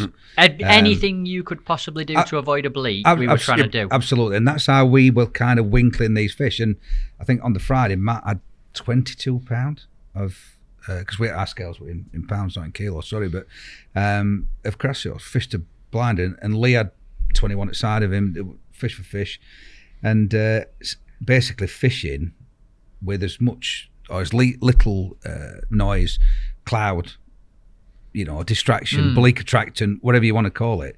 And I think we were on the same with worms, and I think that's because visually they can't see them. You put bloodworm on, you put a bunch on, you put maggots on, they can see it from a mile off. With the worms, I think they were probably hard for the bleak to see. They settled on the bottom and he caught the Carassio. The funny thing was the cloud didn't work with ground bait because the bleak. Because obviously they can eat ground bait. With leam it just didn't seem to. The funny thing was it seemed to like, when you put the leam in, it seemed to actually get rid of the bleak. I don't know if they came really high. Wow. Because of the cloud. But the other thing, obviously, you go back sneaking it in. The one thing we worked out in practice with a window, clean it off, and then we were capping it with soil to try and minimise any potential bleak attraction. And that worked really well. But I felt we were 1 day short. Like Friday, there was loads. When you look back at, and it's easy to say afterwards, oh, that's how JWP did it. That's how yourselves did it. This is how Walterland did it. But when I look back, I think like we were 1 day away, maybe from a medal, because I don't think we were ever going to. Tactically, the way our week went, we couldn't win because the 2 scores JWP put in are too good. Phenomenal. Yeah, very good scores. Yeah, sometimes I think, and Mick will remember this. We had it in Italy on Ostolato when Russia won. Yeah. We obviously nearly a clean sweep. Yeah, we cottoned on obviously to the tactic late and had 2 decent days. But Russia's scores were ridiculous. You can't. A good silver. Yes. Yeah, that's what you're fishing for. A good silver, because gold's out of reach. Somebody's just tapped it. They've got it tapped. Yeah, just to let everyone know, this JWP water services had 26 points over 2 days. They scored 12 points on the first day, 10 anglers, and 14 on the second, which is one of the best scoring international matches I've been on. Averaging 2.6 points a man over the 2 days. It's fantastic. Crazy. See, when I look back now, obviously Friday night there wasn't a tremendous buzz in our camp because we were like, well, we'll do okay.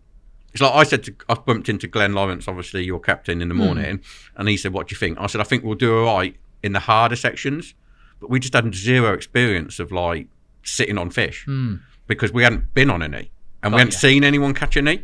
I mean, obviously a few of us had been for a bite round without, obviously before the punches and everything, but stopping behind a team for half an hour isn't, you just don't learn anything watching the team for half an hour. No. So there was a few things we missed. We missed our timings. I think it was really apparent in the two sections I drew in the match, which was high A, high B. The fish came in, I felt. So they started long and then came in. That was something we missed in practice. We didn't really have a concept. We felt like the rope was your best line and the middle line was, you'd nick a few, but not conjunctive. And then we totally missed the short line. I feel like if we'd have picked the short line up like yourselves, we maybe would have got a medal. Because the rest of our fishing wasn't that, it sounds terrible, so it was awful, wasn't that bad. We weren't far away. You know what I mean? We had the right feeders, we were feeding the right baits, but we missed that sort of little kick. Just something extra, just another line. Yeah, we didn't have a mega positive line. Yeah. And we didn't have a get out of jail line. So like I had two, obviously we'll talk about that in a second, but I had two really nice matches. But had I been struggling, and maybe I think I'm quite a reactive angler. So like I knew within 20 minutes of the match starting on day one that I'd got it. We were a little bit out, but we had no runners, bear in mind. So there was no way you can't use a telephone. So there was no way for me to pick up my phone and go, Phil, quick, we've got this wrong. You can't change anything. You can only deal with. Bet you found that quite frustrating. Oh, it was horrendous. Because Graham obviously was there, but there were three sections to the other side of the bridge. So we were like, priorities the other three. Can't be everywhere. Yeah, you can't be everywhere. And like, he never got down to me. It's a big length, Steve, isn't it? Yeah, but that's not his fault. But all day I kept looking, thinking, is he coming? Is he coming? But even if he had, he'd then have to run like mad, like 2.5 kilometres up the other end. Yeah, it's crazy. So going into the match days themselves, boys, I'll come to Mick first. What did you think after the team had drawn the pegs? What were you thinking? Well, it was quite important to remember that on this particular event, there were 34 teams. And once it gets over 25 teams, then the section becomes split. So if there's 26 teams competing, it goes into two sections of 13. Got you. And for your points, because obviously it's a points-based event, World Championships, with penalty points, 1 for a win, 34 for last if it was one section, for instance, then you're only fishing against the 13 if it was split. In this event, there was 34 teams, so 2 17s. Now, 34 pegs, even at 13 metre spacings, which they were in Plovdiv, it's a long way. And the reason I emphasise that point is that you can be in the same section as somebody, but a long, long way away from them. And all the fish are at this end or that end. And in this case, there was the end of A, a straight run through to the end of B, where the bridge was. Now, the bridge is a fish holding place. Same in C, because obviously the other side of the bridge is C. And then there's an end, C, the end of the length in D. Opposite bank, there's the same end of the match length in E, and then the end of E. So you've got 1, 2, 3, 4, 5, 6 MPEGs. And the most important thing we felt was to avoid the wrong split. So we drew a high number in A. So you're in the middle of the full length. I think that was yourself. Yeah, happy with that. A 27? 22. I think you were higher than that. No, you were higher than 32, I reckon. You was 32. We then drew B4. That was you? That was me. So we're only 6 pegs apart, which we'll come back to that because that's an important thing and an important thing for my match, certainly. Then we skip all the way past the bridge, past the first section of C, 1 to 17, and Frank is in the second half of that. Brilliant. Over the moon with that. We've drawn early D, avoiding the end of the length, and we drew late E, so avoiding that length as well. So we were over the moon with that draw. Happy. Avoiding these hot spots, if you like. You could quite easily be the wrong end of a good bit. Correct. Whereas if you're just in the harder bit, it's a little bit more even and more chance of, competing with what you think is the right plan that you're going into a blind match with. Because as Steve said, you've only fished against each other. You're now in the middle of somebody else. So that were us. And happy as Larry, which I think, Steve, you said a similar story. I thought our team draw on day one was phenomenal. Like, obviously it didn't turn out that phenomenal, but I don't think that wasn't down to the draw. I look at it, I think I was A23, so missed the A1 was the end, so missed the end. So I'm fishing in a straight section, which is all you can ask for. B, we had a low number, so obviously Adam Wakeling was in with yourself. So again, not fishing against the ends. C, we had a high number, so Jamie wasn't fishing against the bridge pegs. D, we had a low number, So Phil wasn't fishing against the end pegs, and we had E2, which in a SIPS match it is like a big match. They class a certain amount of pegs as ends. So like A1's an end, obviously, in this one like C34. But also because they try and distribute the ends as fairly as possible, they'll class like A2 as an end. So we had E2. E1's an end, so E2 is then classed as an end as well. I think. Was it 3 in this match? Because the sections were so big. It was 1, 2, and 3, was it? Yeah. So what that meant was, I think like E1, 2, 3 are all classed as end pegs, even though on paper E2 isn't an end, it's one off an end. So you're towards, in theory, the good bit of the section, aren't you? And the Really way it good works is, the idea is, say, if you get an end on day 1, you can't have one on day 2. So even though we hadn't had a proper end, as in like a true end, our end peg was E2, which great draw. We weren't going to get one on day 2, so you've got to make them sort of pegs pay. So on paper, I still stand by this, our draw was brilliant day 1. And I think I can't remember where we came on first day. I think it was 11th or 12th, but that wasn't down to the draw. You were happy with the draw? Yeah, the draw. I've been to venues before where I would blame the draw and say wrong half of the split, blah blah blah. But this time, our result was down to tactics, not the draw. Awesome. We'll have a good old chat about it. I'm going to come to Mick first, though. Your match on day 1, Mick, I'd like to ask you both about Super Team Plan, but I think the best way to go about it, tell me about your matches, each of you. I'm really keen to hear about them from the first day. How did you approach it? I want a little bit of juice in here. I want to drag a few tactics out of both of you. So I'm on B4. As I said, quite comfortable with that. I've got a fighting chance because, in my opinion, it's an even section. Now, when we spoke earlier about the practice week, A and B, well, you're in the good bit. C, D, and E are the hard bits. A and B are the good bits. Happy days. I feel confident. We've got this tactic that you only have perfected. I've got my nice little wipe down window feeder, and I'm going to fish up to the rope and then my short line, which I'll just go into more detail. So I'm confident. I'm going to catch a lot of fish because I'm in B. So you go to your peg, and basically our idea was you plumb up to the rope as tight as you can, which in this instance was 65 metres. Sorry, on the first day it was 61 metres, I do apologise. And we felt, and I certainly felt, because I think we left it to our own decision, how far away from that rope we fished. Worth pointing out at this stage, I don't know if you came across it, Steve, we practiced, I think it was Tuesday. I heard about this, so I know what you're going to say. The Tuesday, we were outside of Hungary, and some poor blighter, a little bit further down the length, is obviously overcast. He's managed to hook the rope, and he's pulled for a break, probably got braid on, and he's basically disturbed the wire. So there were 3 or 4 wires, I think, that either crammed together in the middle to create this barrier down to split the section split the lake in half. So he's pulled this wire 4 or 5 metres towards everybody. First one to hook it, I think he was fishing up to wire at that time with Will. So That was funny, wasn't it? Will's got it on. We're all laughing at Will because we don't know it's been moved yet. Next thing, there's 4 of us playing this wire. The Hungarians are playing it, we're playing it. So, of course, between us all, we've pulled it as tight as we can towards us. And if you remember, it were a row of yellow boys, and it quite obvious then that we've got this crack going on.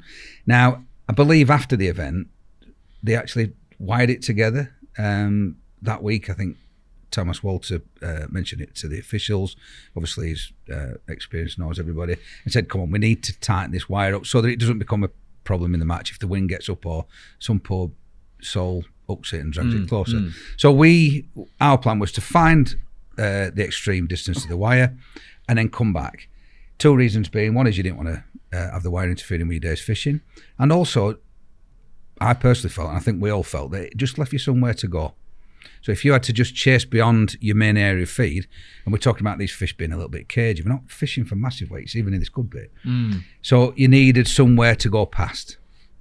And that was quite an important thing to see that over the weekend. But so I've come back to 56 metres. That's going to be my main line. We then, I think, established that 40 to 42 metres was our other line. Now, Steve's mentioned that the Dutch, this was their main line, and also a very important line, and a line that were probably ignored, especially by the ringers, as Steve's emphasised. For us, I think we saw it more of a resting line where we could nick a few fish.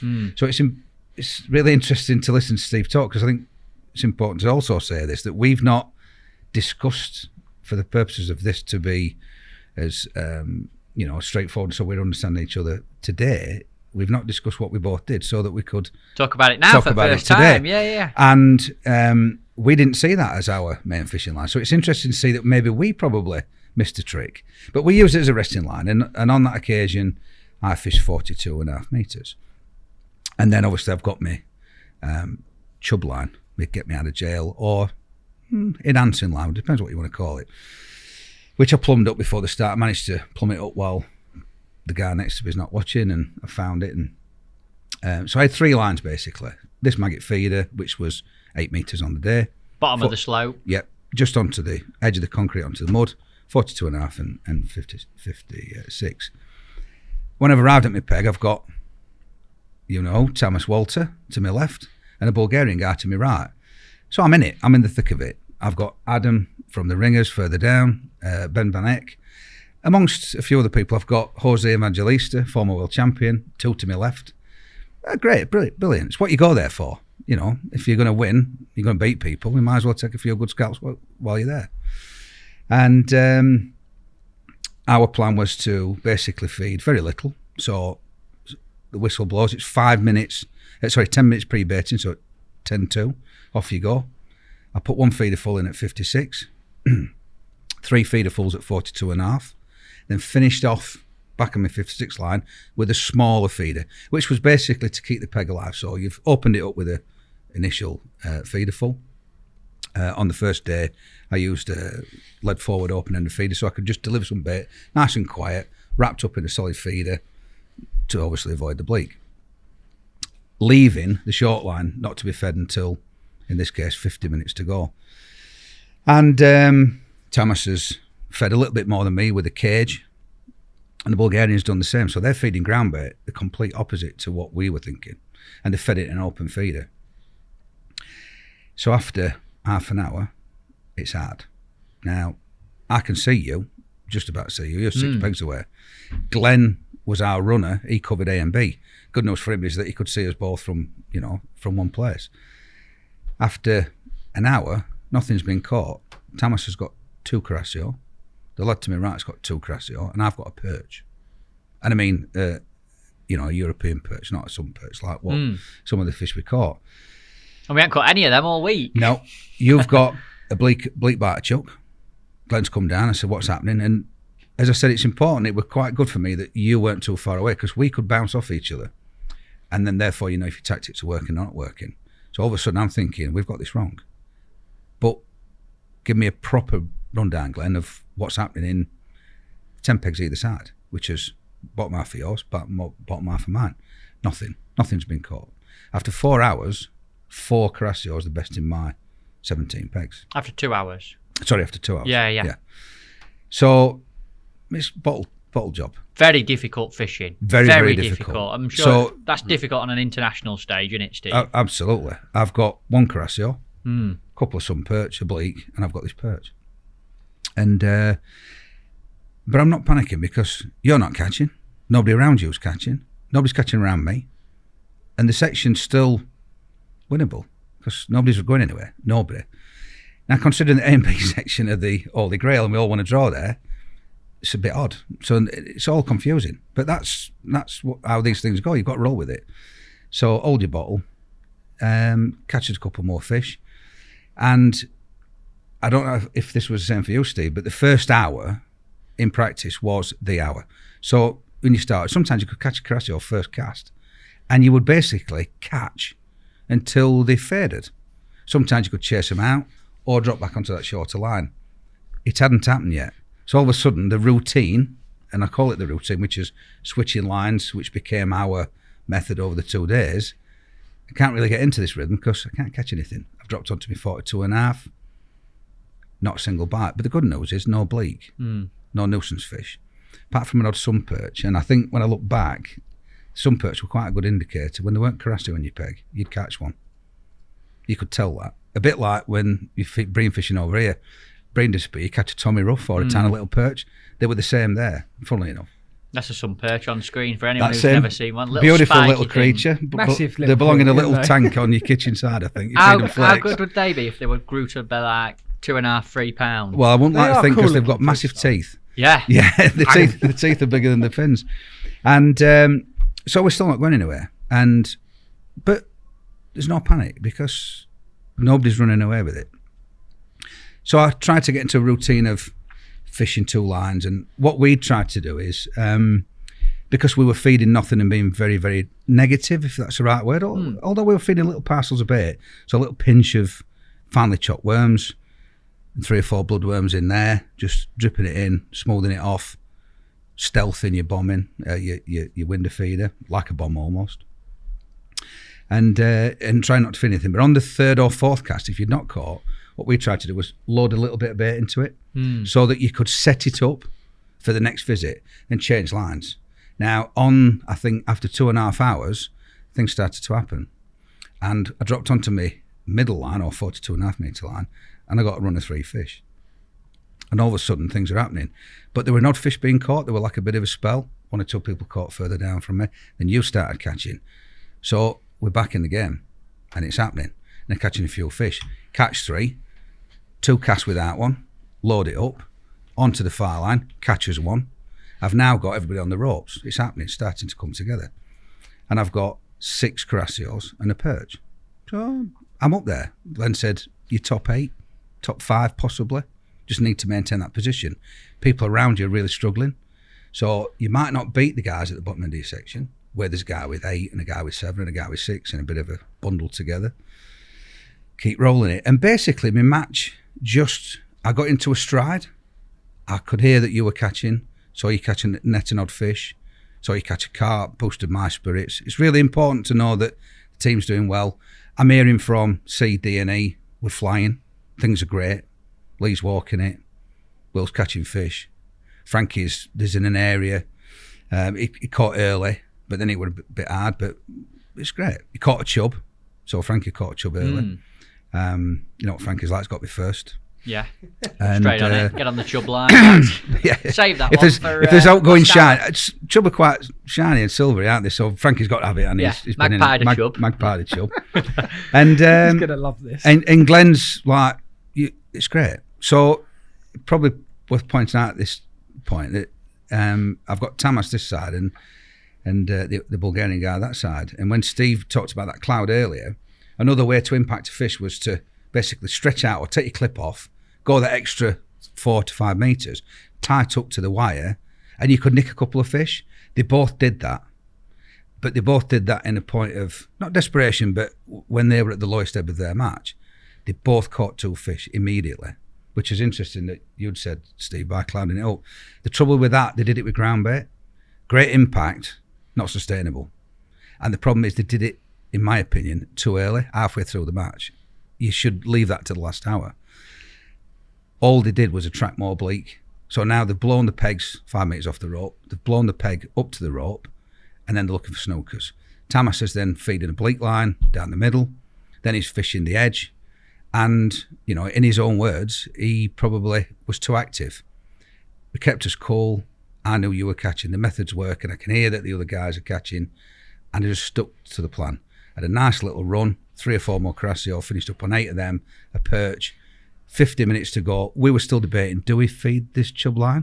Do we want to give it away to the Hungarians? Because you're only going to get one chance to do it. Once it's out, it's out. And if they know that there's a method and you catch one, you've given away your little secret for the second day. I hears Tamas's army of background staff rabbiting away in Hungarian, a language that only they can understand. Nobody else on the planet apparently can speak it, apart from the words Lee Kerry. So I knew something had gone off. Glenn was not far away. He told me that Lee had his chub, so I knew that the Hungarians knew. So I said to Glenn, I'll be doing it. We've got to do it. But I left it as long as I could, 50 minutes to go, and I fed it. Basically, I fed mine with sticky mag, the Guru bait up feeder, just underhanded it, emptied 3 of them out, and then went in with a big maggot feeder, loose feeder few, left it for 15 minutes. Obviously, I can see we're 20 to the hour, time to finish. first chuck, rattle straight round, and I've had a chub a pound, 450 grams. That must have felt good. That must have been a nice relief for you. Well, when I had to stand up to net it, because it were obviously going for the next concrete bowl and it's trying to find somewhere to shed the hook, Tamas was chuntering his head off. He were already chuntering at me all day. We'd had a little side bet. There were 2 coins on the pavement halfway between us. He weren't really talking to me at that stage. I'd had plenty to say before the match, but it were getting quieter and quieter. And there's the coins. There they are. Look, that's €1 of mine because I didn't have any lev, and that's Tamas's lev. I must point out that they look the same, but mine was worth twice as much as his. Mine's worth 85 pence, and his were worth 42 and a half pence, I think. But it might as well have been a solid gold coin. And he'd gone live on Facebook before the start to tell me that we'd had a little wager. Not a serious wager, not €10 like we normally have, but this little wager. And he went live, which is great. I love all that because, we're all fishermen and want to share our stories with the rest of the world. I must point out that those coins are the most powerful coins on the world because after the match, those coins stopped his Wi-Fi from working. He had no 4G, no signal. He couldn't get back on live, couldn't get back on Facebook to show everybody the coins. And had he not forced me to pick them up, they'd still be there till this day, but we'll come back to them. And so I caught this chub, and I had one last cast because all of a sudden I've gone back in on that, and I'm bleaked because there's maggots rattled everywhere. My chub, which had stealthed up on, I've caught him, and then I'm bleaked out. So I had one last chuck. I caught a crassio just to knock the nail in the coffin, and I finished up with 2 kilos 440, and that was good enough for third in the section. Dead chuffed. Tamas was 14th. Bulgarian guy was 11th. I felt like I'd done my job. Really pleased with that. Great performance. Ben Vanek was second, and they obviously went on to win the day. And a guy from the opposite end had won the section. So done well from the right in the section. A little bit like yourself. Obviously, I could see your performance, and I'm right in saying you won the section. Which was, I thought I'd done well. Yours were outstanding, blitzed everybody. So I felt like we'd got the tactics right, and that was Barnes' tactics for the day. We fished quite a small look, 16. Ideally, if you could fish 2 or 3 bloodworms, tipping it off with the red worm, the idea being if you did get some perch, because they pull your bait off, they pluck at it, and sometimes a bleak could destroy your bloodworm, at least you were still left with a piece of worm. I found red worm were really good. We had a great supply of those. Our balcony looked after them all week. And just lightly hooking, leaving as much hook exposed as possible. Or 12 line to fish as nice and neat, braid main lines. We fished a mono shock leader. And just basically picked off fish. And when you think about that, 2 kilo 440, it's only just over £5. Not a great day's fishing, but yeah, happy with that. The story was repeated. We had yourself with the win, me with a third, Will third in C. Frankie had a good start, but had finished up with a tough match. There seemed to be a cluster of fish off to his right, and I think that venue could be a little bit like that. They seem Carassios sometimes do that. And then, as usual, Lee won his section from his section opposite side, which put us second on the day with 21 points. Felt like we had it fairly good. Really surprised at the fantastic score that the Dutch had. But of course, we are looking at 4 great results and a tough day for Frankie. So have we got it wrong, or have we just had a bit of bad luck? Their results were a little bit more consistent, but they had a 6 and a 7 in there and 3 wins. So difficult to say if we had to fine-tune anything. It's going to be very difficult to change anything after that result. Absolutely. And, very difficult. And that's another thing about this type of thing, that you come away and say, well, did we draw in the right areas? Did we have the method perfect? Did they draw a blinder? Did they have a big carp? And sometimes you've just got to go with your gut feeling, and our gut feeling was we had it right. We'd done well. And, we could spin it on its head. We could have the result they had. We could have a win, 2/3 and another third or a fourth or another win maybe, and even go into single digits. So game on for us, day 2. So That were our first day at Barnsley. Interesting. I like the fact that even though it's such an hard match, and we'll probably get this from Steve again in a minute as well, it'll be really interesting to hear his take on it. Even in a World Club Championship, you're fishing for less than 10 fish or 10, 15 fish is amazing in a lot of the sections. Yeah. So much time, effort, planning. And I hear you boys, especially Steve, when I spend time with Steve, he talks about timing and when to go in and when to put bait in and when to have an impact. And what I just heard then, and I'm sure I'm going to hear it again, I'm looking forward to it, Steve, all that is coming together during that match. All that experience you've got about how to get them timings right and not to blow it. When you talked about not going to the rope, leaving it, I think it's really, really interesting. Even for so fewer fish in such a big and important event, it's all come into play. You've got to stay calm, keep your head, like a swan. Brilliant. Yeah. Steve, day one for you, having heard mixed match, what were your tactics? How did you fish? What did you feed? What lines did you fish? I want to know exactly how day one went for you. Day one, I was on A23, which I was more than happy with. Didn't want to be fishing against day 1, 2 and 3. Thought my section was pretty fair. On paper, maybe would have liked to have been a little bit lower, but you won the section from to my right. So I don't think it necessarily mattered where you were in that section. I don't think there was a bad area, good area, whatever. It was all much of a muchness. A fair section, which I was happy with. I had 2 lines. Our team plan was basically find the rope and then come 5 metres back, because we just felt similar to you. My best spell and the whole time we were there was on when we were in box 5, and after 3 hours I'd got like 7 Carasio, and then I took a metre off and caught a carp and like 6 Carasio in as many chucks. Wow. Chucking a metre past. When I say metre off, metre past. So we were really keen to build a little bit of a safety zone so we could give the fish somewhere to sit, because I think the water was clear. It's quite shallow. The water level dropped a little bit every day as well. So we felt the fish were getting spooky.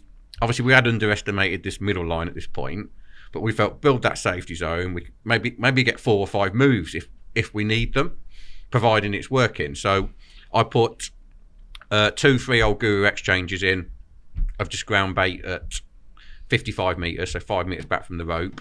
And then I put 6-old Guru bait ups of ground bait, little tiny bit, a smattering of chop worm in it, in at 33 metres. At 33, I'd been told that you needed to find this harder bottom, whether it's a myth or not, I've got no idea. But all I could find was, and this peg offered it, not every peg I had in practice offered it, but I watched a few teams plumb in, so I spent a bit of time plumbing, and at 55, I had a smooth drag. It didn't feel like it was gravel or like rock or hard, but it was smooth. It didn't feel like my bond was plugged, and it was the same between 31 and 35. It was just a smooth. There was no like obvious structure there. It wasn't hard, but it wasn't rock. What do you think it was, like, in your experience? Just a slightly harder area of mud. That's the only thing I can think, because it was smooth. It never stuck. You know, when I drew pegs in the week, sat on pegs in the week where you chuck your bomb out, even with an ounce, it was like, feel like you snagged up. So you're obviously going into some sort of like muddy sludge, which isn't ideal, but some pegs didn't offer you a hard bottom. So I plumbed the 2 lines up. I was quite happy. Obviously, bear in mind we hadn't got a short line, because we hadn't seen anyone fish that line, and Rob had tried it and it hadn't worked. I had, on my left, I've got Italy, one of the Italian teams. On my right, same as me, I've got Hungary, I've got Vito Frank. So like, I'm already starting to think this isn't going to be great, because tactically we hadn't got like a master plan. And all I've been hearing on the bank all week was Hungary are doing well. So I'm thinking this isn't going to be great, but I might learn something that could help. So matches started off. I started on a little small window, 20 gram. We felt like light feeders were important, not too much noise, which totally went against some of what I saw catch fish. So I don't know if that was right or not. Honestly don't. But we're similar to us in that sense, though. Small feeder. We tried to, but it is interesting. We felt that an heavier feeder was more accurate, and accuracy was a really important part, because you were trying to nick a few fish. So I'd put 2 feeders of ground bait and went in with a little window, bit of chop worm on. We found 3 pinkies was a brilliant bait to get a quick bite. Right, that's interesting. So I got my fish first chuck, so which is, Mick will tell you, any world champs, it's lovely just to put a fish in the net. I don't care who you are. And I was you don't share, you shouldn't be there. So like 3.5 minutes in, tip's gone round. We found the other thing, bite time. Like, you could get an odd quick bite, but bite time for us was always like 3 to 4 minutes. That seemed to be exactly the optimum time. So after 3.5 minutes, round it's gone, wound in a little Crassio, 150 gram, put it in the net. The world's a much better place. And my shoulders sort of slumped back a bit. You're relaxed. Vito got one on my right, which obviously annoyed me. But I was I'm very good at watching. Like what other people are doing. So like I've gone back out, nothing. He's gone back out, Crassio. So I'm like 35 minutes in, I'm 7-1 down. So it's pretty obvious I ain't got this right for a start. So I'm like, I haven't tried the lean trick at this point, but it's flat calm. Because I felt like you can't just keep ploughing lean in. And I was getting a bit of bleak trouble. He was fishing bloodworm. I'm put bloodworm on, bleak. Can't get my, you know what I mean? The problem with bloodworm is it's the ultimate bait, but it's very soft. So you chuck it out, and as you're tightening up, you get a sharp jag on the tip. You're like, that's it. Might as well just reel back in. Bait's done. Tried a worm head, that wouldn't go.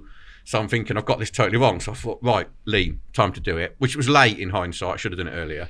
So I put 2 feeders in, just with neat lean, it's just a cloudy brown local lean that we bought off the bait man on the surface. It's flat calm, there's no toe, so it's perfect for it. You do that with a cage? Did it with a rocket, purely because it held it better. And I didn't want to squeeze it at all. I put no bait in it. I thought this will either drive the bleak insane, as in and literally, so I got my window next shut. I didn't go for the extra small. I went for the small guru, 20 gram. Put my bait in, put a little bit more worm in, bit of ground bait, and I thought, then bleak are going to see that ground bait, so I'll smear it with soil. So I smeared it with soil, chucked it out, put it down, 3.5 minutes, round. And like it seemed like, and I might be totally wrong, I'd missed the boat for the best part of the day straight away. But I started to nick odd fish, and it seemed like me feeding up, as in odd putting a couple in on the surface, affected Vito's peg on my right, because all of a sudden he's not really catching. And he's like, I've gone from like 7-1 down to like, he's on 9 and I'm on 5, which felt a lot better. I wasn't doing great. Section, they're like, you're probably halfway, Vito's top 4. And I've come short after about an hour and a half, obviously bear in mind. And I got one first shot and I thought, blooming hell, it's solid on the short line. That's really weird. That happened to me so many times there. Come onto my 33 metre line, drop the window in, straight round Crassio. You think it's black now. Go back in, don't get another one. And you think, that cannot have been the only Crassio. First cast on a new line was ridiculous for us, wasn't it? Massive. Ridiculous. Yeah, so why we called it our resting line. So couldn't get another one, so I spent a little bit of time there, nothing. Went back out long. It didn't, and there was nothing. So like got to 2 hours, and it seemed like our section had, I couldn't see you because you were to my right. I was in best part of 10 pegs. But I was looking down the line, there's nothing being caught. And bear in mind, as Mick's touched on, I mean, A section is the epicentre. This is the section everyone, fish crawl up your rod. Where are all the fish? Yeah, where are all the fish? Bear in mind, as well, obviously, yourselves had Glenn. I've got nothing. So all I can see, I've got my eyes. I get on really well with the Hungarians, really nice lads. I don't know if one of them spoke good English. So I was chatting with him a little bit, getting a little bit of info about where he thought I was in the section. But like, I've got no information. And then 2 to my right, up at about 2.5 hours, was Lithuania. 2 to my left, sorry. And he's chucking like his feeder in, and it's going in like it's just 50 grams of lead. Douche. And like he's fishing it back to back pretty much. He hasn't caught much, and he started to catch. Not like bagging, but all of a sudden he's gone from like, I've got 6 and he's got 1, and he's got 7 and I've got 6. And I'm like, I am very reactive, and bear in mind, I've already realised that the team plan's not great. So I'm thinking, I need to think quick. And I thought, I haven't put enough bait in at 33 metres. So with 2 hours to go, I thought, right, I'm going to put another 4 in. Mainly ground bait. Well, neat ground bait. And then with like a smattering of worm and reset it. And I thought, I'm going to fish there. Because literally seeing where I was, after 2 hours, your long line was done. You know, I couldn't see yourself. So, but everyone to my left and like the first few to my right, I never see anyone catch anything long after like 2 hours. It was like the fish started by the rope and came in. So with an hour and a half to go, I dropped in on my short line, got a couple. Vito came in, and I think Hungary fished their middle line a little bit further out. So I got a couple on it, getting odd little indications, and that was always in practice. You knew when there was fish in your peg. So I'm getting odd little indications, but I'm not like just putting odd fish in there, but it was rock hard. So I never felt like, oh, I'm flying at the section, but I thought, I'm not having a disaster here. I'm going to end up 7th, 8th. Like, so if the rest of, bear in mind, obviously you guys knew your team was doing well. I've got zero idea. You know what I mean? Phil, Adam, and etc. could all be winning their sections, so they all could be last. literally there's zero word on the bank because who's going to tell me? So I'm thinking this is okay, but it's not brilliant. So then with like 45 minutes to go, I thought I need to do something. I think Vito had got like now 14 and I'd got 10. So like obviously I've lost out that initial burst, but he's not going anywhere either now. So, and nor am I. So I thought I'll put another guru bait up, loads of worm in it, left it for like 20 minutes, used the 1 metre trick past on my long line, produced absolutely nothing, which I couldn't believe. But you thought that was my bank, and I you? thought Mick talks about patience is massive, and I thought I've been really patient on that. There's got to be fish sitting at the back. And there's just nothing, just like there weren't any fish there. So no, I dropped back short, few indications, and I got to like, I think Vito was on 15, and I got to 12 with like about 14, 15 minutes to go, and I dropped in, and it went straight round on the back on the middle line. On top of where you'd on top of where I put that worm, more bait again. Dropped it back, it literally went straight round. I dropped it back in again, few indications, round again. Then it went round again, and all of a sudden I'm like, it's gone solid. And then it's died, and then there were 4 minutes to go. It's gone round again, and I've chucked it and had another 2 more after that. Like it just filled up. Wow. With Carasio. Like I don't know whether it was time of day, but no one else caught around me. And the funny thing you mentioned about holding on to your big fish line, because obviously I had no idea about the big fish line, but Vito on my right fished short for the last 10 minutes for a big fish, and I was like, what on earth are you doing? Why would you fish there with a big bunch of maggots? But I'm presuming that was word from the runners. Possibly. Come down, possibly, Mick's had a chub. Tamas will sticking up with. Yeah, 20 Lee's minutes to had go, this, trying Lee's to had that. Because get it baffled me because I hadn't seen anyone fish there all week. And I was like, you're wasting the best part of the day fishing a short line where there's no fish. But obviously there was fish. I just didn't know about it. So anyway, I actually finished the match and thought, I've had a really good, considering the team plan wasn't brilliant, and I've had to think pretty fast on my feet and be quite reactive to what I saw. I finished with 16 Carasio for 2 kilo 600 and third, which you paralysed the section with 4 odd kilo. You know, I mean, I know you had a carp. I think you probably have won without the carp. Not obviously by loads, but you'd still have nicked it. And I think there was a 2 kilo 900. I had 2 kilo 600. Vito had 2 kilo 300 and was, I think, 5th. But I felt like, because you know when you have a late flourish, I felt like that was a brilliant end. Third, brilliant team points. You took third. Yeah, more than that. I felt like I couldn't have won the section, not without a bonus fish. You know, I mean, you obviously weren't. You couldn't have caught 4.5 kilo. Did you have? Yeah, 400, 500. Yeah, without a carp, you can't catch 4.5 kilo. No, definitely not. So like, I felt like, yeah, considering I had to think on my feet, think fast and react, etc. Third was a really good result. So obviously then I'm left obviously thinking, wonder how everyone else has got on. And then obviously the phone starts going and it's like, oh, this isn't good. And it's like, obviously Jamie was 16th, obviously at 17, which, you know, it's one of them things. It happens, could happen to anyone. Yeah, I actually think, and we touched on this earlier, Jamie was next to JWP Water Services. And I think he was probably a victim of not wanting to be next to them, as in how aggressive they were, which we'll talk about. And he probably, because we were quite negative, by the time Jamie realised he needed to change, I think JWP's approach probably pulled a lot of the fish in that area. Fish. Yeah. So obviously he was a victim of that. Rob had done okay. Rob was 4th. Adam was 8th. 8.5. Yeah, because of the tie. In World Champs, if you tie, so like 2 people tie for 8th, they add 8th and 9th together, divide it by 2, so that's where you get your half points from. So it's not like in England where if you were joint 8th, you both get 8 points. There they give you the extra half because you've tied for 8th and 9th. So Adam had 8.5. Phil, I think, was 6th, but Phil had been next to JWP as well. JWP had won the section and like caught all their fish down the middle. So like we ended up with, I think, 38.5 points, which, I'm not being funny, you can go to bed optimistic, but we weren't getting a medal from there. Did you really think that? You thought, we can't get onto that podium? No, because the only way I could see we could get on the podium, was a 12-point or less score. And we've already used our MPEG, which I think is a massive part of scoring really low. Yeah, that's your guaranteed low scorer. Yeah, it's like Holland had, obviously, A2, I think JWP had on first day. So that's like their MPEG, but they won. So like, we're going into day 2 needing 12 points. And there's splits obviously all over the match length. We've got no chance of an MPEG, so you've lost a low score already. So in my head, we went into day 2. We had a chat.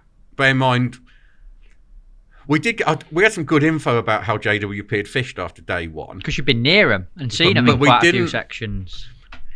We didn't understand enough, and like Phil was obviously next to him on his left. Phil was like, I think he's got Joker. I'm sure he had some Joker in his. It looked red, and all week Joker was probably our Achilles heel. So it's like I think it was red, but we knew the ground bait was yellow, but we weren't concerned about ground bait colour at that point. All we kept thinking was maybe we need to find a way to feed some Joker. And we didn't take into account how positive JWP were at the start. So we went into day two thinking, we didn't abandon the team plan, but it was very much a case of there's your rough plan, but you're going to have to think fast and be positive and be prepared to risk coming last. Because coming 8th, 9th, 10th was pointless in our situation. You might as well go for it, gamble a little bit, be a little bit more positive, try and win. Because they don't hand out, well, as I know, they don't hand out awards for 9th. So it was a case of like going into day two, look, team plan hasn't really paid off. Our result, I'll be brutally honest, was a perfect reflection of what happened in practice.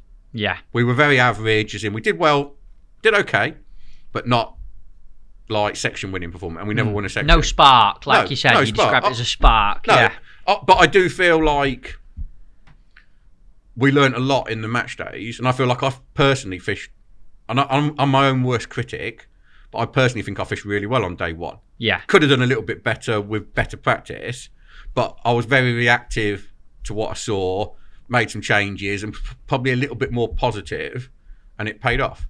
What's frustrating for me is, obviously, even though I won my section on day one, listening to you there has taught me so much about how I should have fished on day two. And I honestly think, hand on heart, day one, I've got away with winning the section by continually being negative because the anglers around me have been even more negative than me. I think if I'd have more positive anglers around me on day one, I wouldn't have won the section listening to you. At no point did I push my peg, put any more bait in. I just sort of played the patience game and took it dead steady with bait and enjoyed a late arrival of the few fish that were there. And I feel like I caught what was in the peg. Fair play, got away with it, won the section. But honestly, if I'd have had your match or seen your match and realised that you could push it, you could put some bait in and bring new fish into your swim, I'd have fished totally different on day two, which is quite significant for me. And I'll tell you about it. See, I only saw A and B, obviously, because when we come to day two, I only moved up to B. But it seemed to me, from the 2 days I saw in A and B, the fish started on the rope and then moved in both days. That's how it seemed to me. Yeah. Literally, on day one, after 2 hours, I virtually saw no fish get caught long. And on day two, virtually identical. Hour and a half in, long line was done. Yeah. My best line was my 42.5, the inner line, if you want to call it, or my middle line, but it wasn't really down the middle. And it does prove that. And although we caught a few fish, it were more or less, we felt it had been settled and we backed off on it. And what we were trying to do were rotate lines. And of course, I think we probably didn't see that as an important line as what Steve saw it as, in reflection, that is, in hindsight, which is a great thing. Because we also felt like we got that other 5 meters to go at. Yes. And we also knew you could pinch a couple of fish by putting a cage on with ground bait and having an impact with some bait up against the wire. So you almost had like 2 or 3 tricks that kind of stopped you saying all the fish are coming here, because you could go past your main line up to the wire and pinch them, which kind of gave you the illusion that they hadn't come in, they just backed off. Scarpered. Yeah, and so that's really interesting. And something I've picked up from Steve is that we didn't see any JWP anglers. No, we didn't. You're Ben right. was the other end of my section. We didn't see him in practice. We certainly didn't see him in and around the match. I'll tell you what else we didn't have. Which is massive. I know how Steve fishes because I'm lucky enough to go out with him on features, and when it's not happening, Steve does push Makes things happen. Yeah. He puts bait in, he plays positive, and in practice none of us did that. No. And even if you were a few pegs closer to me that first day, I think I'd have learnt some stuff off you in there. I was strongly influenced in day one, not because our team plan didn't. It was too negative in hindsight, but by what I saw, like the Lithuanian guy 2 up, fishing a great big feeder, chucking it on 30 odd meters, and he went from like nothing to like 2 kilo. And so I was influenced in where I fished by what I could see. Yeah. It was obvious, like, after 2.5 hours, the Lithuanian guy was the only guy catching. So to me, then that's the only line to fish. Because I felt like Hungary had the long line quite well sorted. Yes, definitely. But like once, after Tamas's 2 hours, Vido just, next to me, Vido Freng, he just seemed to run out of fish. And then they didn't seem to have the middle line, and they didn't have your... Well, they didn't have your bonus fish line sorted either. Tamas didn't have the middle line, because he's like, "Are you catching in front middle? That's a magician. What's going off?" And because I think they'd not quite put as, because their foul line was so good, didn't put the emphasis on the middle line, which we probably could have fell foul of. And it's funny in looking back, day 2, it wasn't until almost the end of the match I'd realised that we could have fell foul of that, or I certainly could have. Which I'll talk about in my day 2. Give us a little rundown on it, because Yeah, obviously we don't need to be as in-depth as day 1, but tell me a little bit about both your matches on day 2. I'm really interested, because Mick, you're clinging on and hanging on to silver and happy to get away with it, and Steve, you're pushing it, no plan here, lads, we've got to win sections to stand any chance of getting on. So it's going to be 2 different stories here. Tell me about day 2. Before day 2, so I just want to jump in there, because I've been dying to ask this question. Steve, it's more on your fishing. You've touched on it a few times, where you've been watching other teams and other anglers, and you said that you're quite good at that. How important is that to your fishing during the match, and how does that kind of affect the things that you do? I think some people will say they can't watch other anglers. I'll always say I can. If I'm catching it doesn't make any difference, because all I'll use them as a benchmark, as in am I beating them. But if you're not catching and there's fish coming out around you, then to me you can't just bury your head in the sand. We actually named ourselves Team Ostrich in the week, because we seem to be burying our head in the sand every day. I like that. The ostriches, because we were buried. Hashtag Team Ostrich after this. We couldn't see anything, so we've just buried our heads in the sand. So I think you can sit there going through something thinking this is great, this is our plan, but if it isn't working, it's pointless. So to me, the first step is, if I'm not catching and he's catching on my right, what's he doing? How's his feeder going in? What's on his hook? He's only 12, 30 metres away. I can see what's on his hook. I can see it was bloodworm. God, your eyes are good, aren't they? But you can just tell by the shape. It's a white silhouette in the air. You could look up, and I could see it was bloodworm, and I could hear him moaning about the bleak. You can tell how long it takes them to bait up sometimes as well, because it's a bit slower to bait up. So if they're like that one, it's like, it's probably a maggot or a piece of worm. But if they're like this and they've at it ended 3 or 4 times in the tub, you can tell what it is. So I watched his feeder, like for instance, Hungary, I watched his feeder go in, and I could tell straight away he hadn't got a load of heavy leam, or his feeder was going in lovely and soft. So I'm thinking he's getting a bit of cloud off that. So straight away I'm thinking, maybe I need a bit of cloud. Yeah. But equally it was with the Lithuanian. His feeder was so big compared to, like, obviously my little tiny. I've got like a 2-hole Guru Slim line, or a little small window. He's just going in padoosh. And I'm not criticising him, because his tip was going round. But that made me think, I haven't been positive enough. He's been fishing this line for like 2.5 hours doing that, and he's just starting to catch. So I'm thinking straight away, I haven't got no bait there. I've caught 1 fish there first chuck. Was that all that was left? Because I caught that fish because it was just finishing off the last bits of bait, and there wasn't enough. So straight away I'm thinking, there's fish on that line, I can hit it again. I think it's a massive skill, Tobe. I think it's a great question you ask, and I think Steve's probably one of the best anglers in the world at doing it and using people around him. But I think as a top flight match angler, having the ability to use the anglers around you to manufacture your own match, very good at that. He's probably the best I've ever known. I've observed him doing it when we've been away at Worlds. I try and look at patterns. So all of a sudden you look up, you see 4 rods bending, it's feeding time, fish are feeding. Or if all of a sudden you see 2 anglers go long, you can just tell there's a change in pattern. I have to, probably not quite as good at multitasking, I have to focus on my peg, my fishing, probably a little bit more, and I can't fish everybody else's peg at the same time. It's probably just personal skill.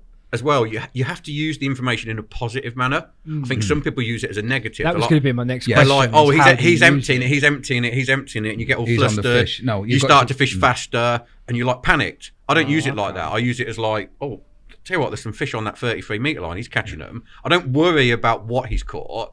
I use the information. How he's caught. Yeah, it's how he's catching. Feed or he's I can't fish someone else's peg and try and slow him down. All I can try and do is make my peg better. So I know some people look up and they're like, oh, 2 pegs to my right, they're emptying it, it's terrible.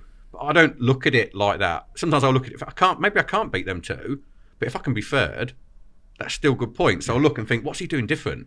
That's a brilliant piece of advice. That. But I think a lot of people see it as a panic. Yeah. It's not panic. Yeah, I All would. fish are up there and Yeah, they're all it's not catching. panic, I'm it's not just- catching. What am I going to do? It's just using the information I can see with my eyes. Look for the clues. Yeah, it's like It's almost like a lot of people say fishing's different to a lot of other elite sports. It's not quite got that tactical. I think that is the nearest thing to like learning from your opponent, analysing your opponents. You know, boxing, football, rugby. They all analyse other matches, other people, what they do. How can we manufacture our matches or our ability against that? And I think that's you doing that in fishing During a match. But yeah, the that's beauty of a what I'm match saying, is you're doing it it's there 5 and hours then. long. Yeah, yeah. And you can, the timings are everything. You know, I mean, we use stopwatches constantly these days. As Steve touched on earlier, all the bites were within 4 minutes. is that, you was either that got the same for yourselves? Absolutely. You've got 3 to 4 Exactly. minutes. Same. 330, 340, 350 were a long bite, unless you got one as it hit the water.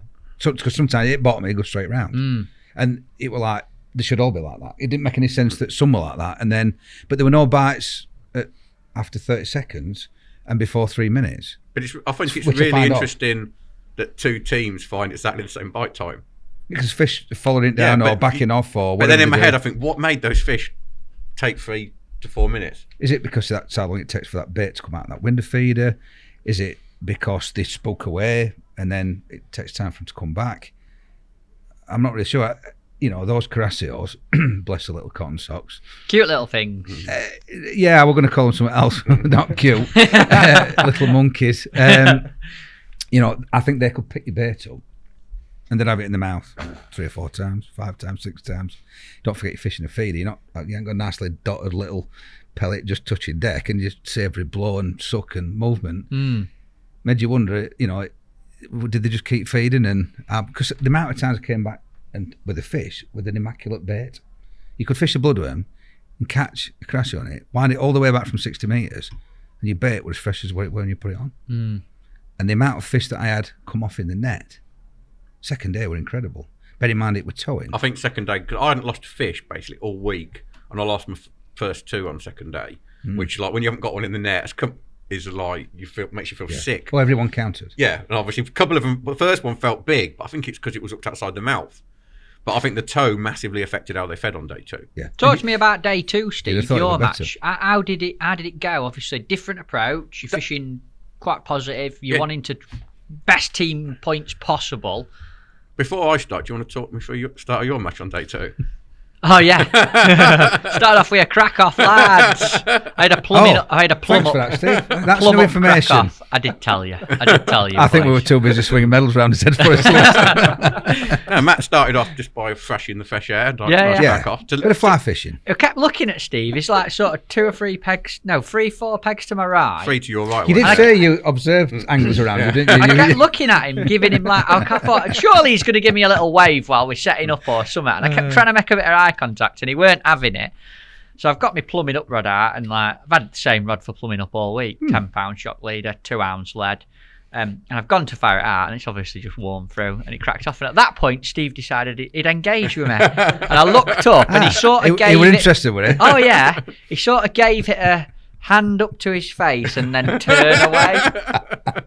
And then about 10 seconds later, he went, I didn't see that, Matt. Don't forget to change his shock leaders. Is that Yeah, what you- yeah. What did Lee say? He changes his once when they need doing on his birthday or something. Yeah. And then you're there.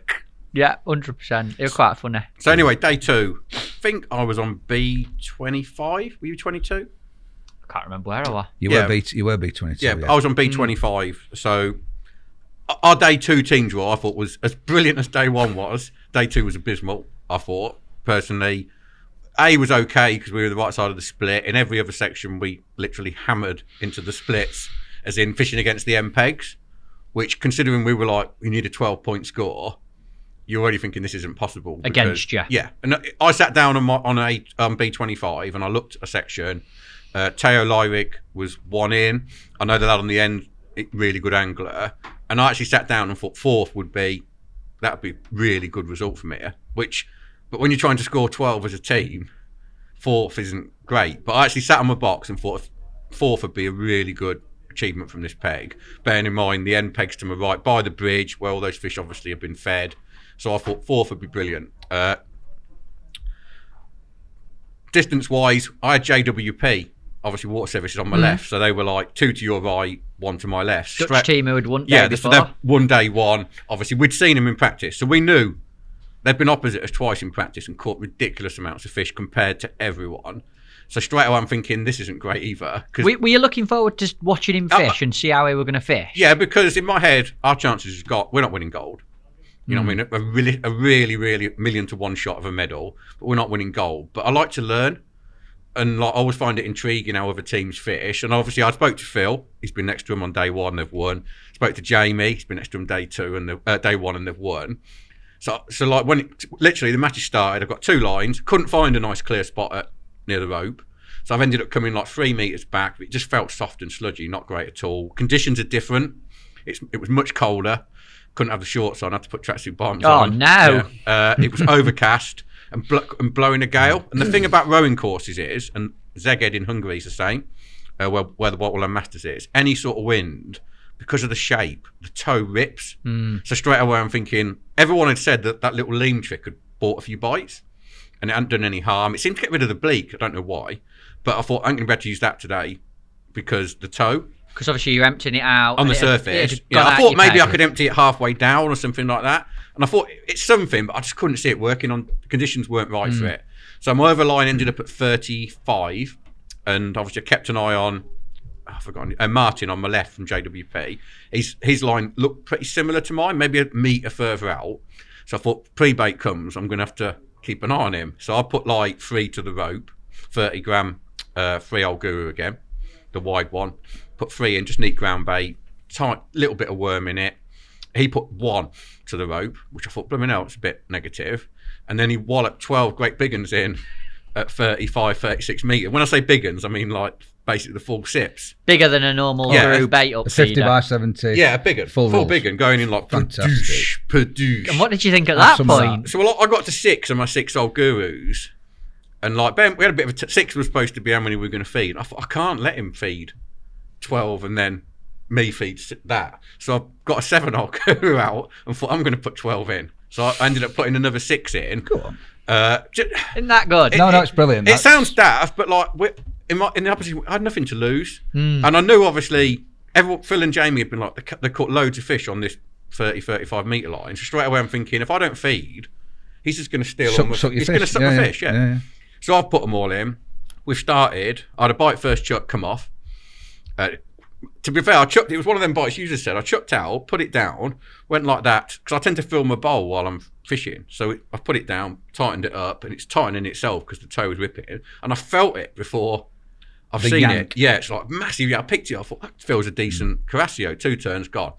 How did that feel? Sick. I felt absolutely sick because I've not lost. Literally, I hadn't lost a fish all week. I fished a 16 pole special all week, like ridiculously good hook, sharp, long point. Came back, bait wasn't even marked.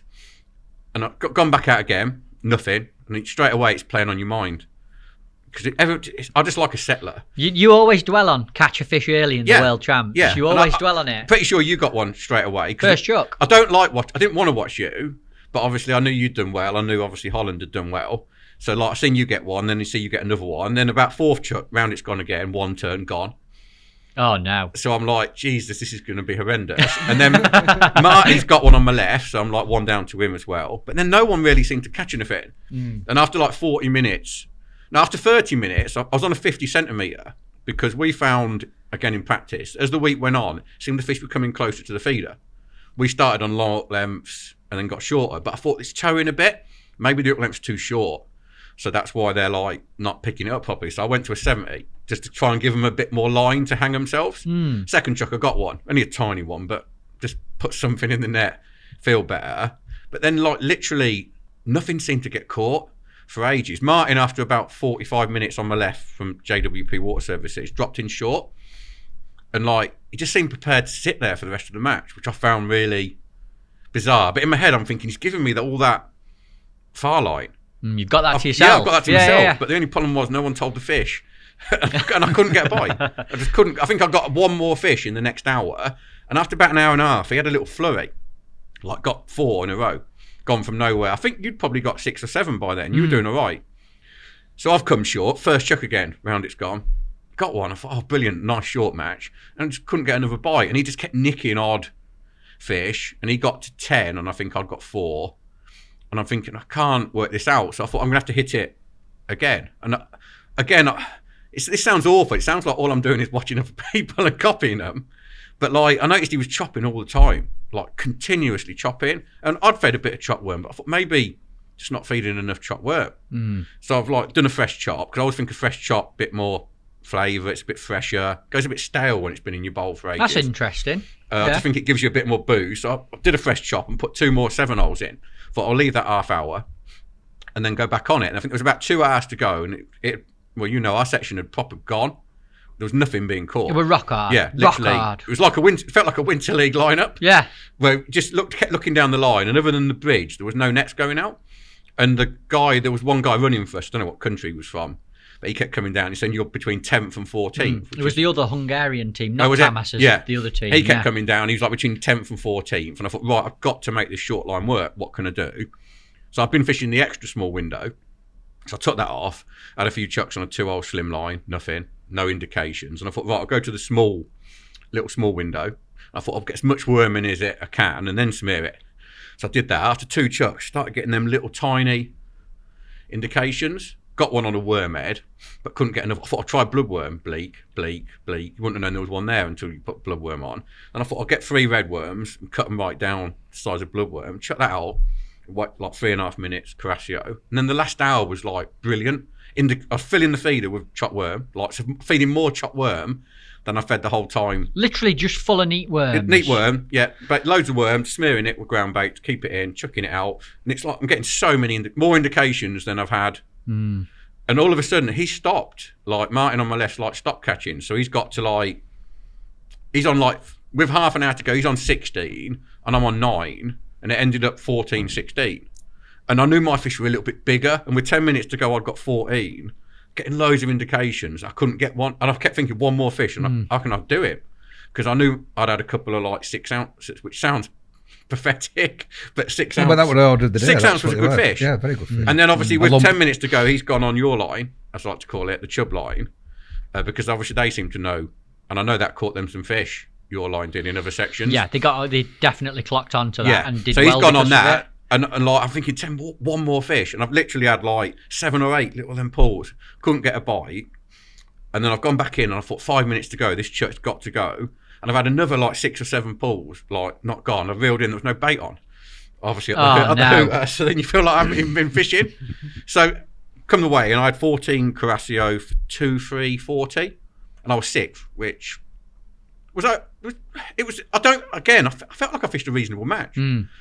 Martin weighed, what did he weigh? He beat me by 2 kilo 600 with 16. So considering they obviously were the best side there because they won, I felt like 200 grams off, and I wasn't far off him really. No, not at all. You know what I mean? And looked back to day 1, definitely didn't feed enough worms. Lost 2 fish at the very start of the match. Yeah, exactly. So I could have nicked it. He came 4th. Which I still maintain, you might think different. I don't see how you came much higher than 4th in that section from where we were. Because you're in with the end. Because the bridge pegs all had over 3 kilo, which doesn't sound much. But that's 5, 6, 7, 8 more Carrasio. Yeah. Which when you've only caught 14, catching half the amount again. It's almost impossible. It's not possible. You know? I thought you did brilliant, mate, second day. Brilliant. Yeah. And it drives me nuts hearing your match now, knowing how I fished. Yeah, but I'm not being detrimental. Because obviously you fished brilliant day 1 Pallard section. I honestly believe, and this is not being rude to yourself, if you'd have had the middle line like JWP Water Service had it, and maybe even been able to adapt like I did, you'd have caught 2 kilos. I agree. I honestly think if I'd have hit it with a little bit of aggression middle of the match, with some worms, bigger bait up feeder, I think I could have caught another 5 or 6 Carrasio. Yeah. Definitely. And probably been similar position to you. But at the end of the day, it didn't cost you I know you would have felt better about your own performance. That's all it matters to me. But it wouldn't have won you. I could have won the section and the team wouldn't have come anywhere different. Yeah. But it's so good to look back. I almost feel stronger listening to how you fish now and looking back at my match. I think it's fantastic. I feel like, right, I know exactly the answers to you where I've gone wrong. Yeah. And you don't get very many opportunities to sit and do this. No.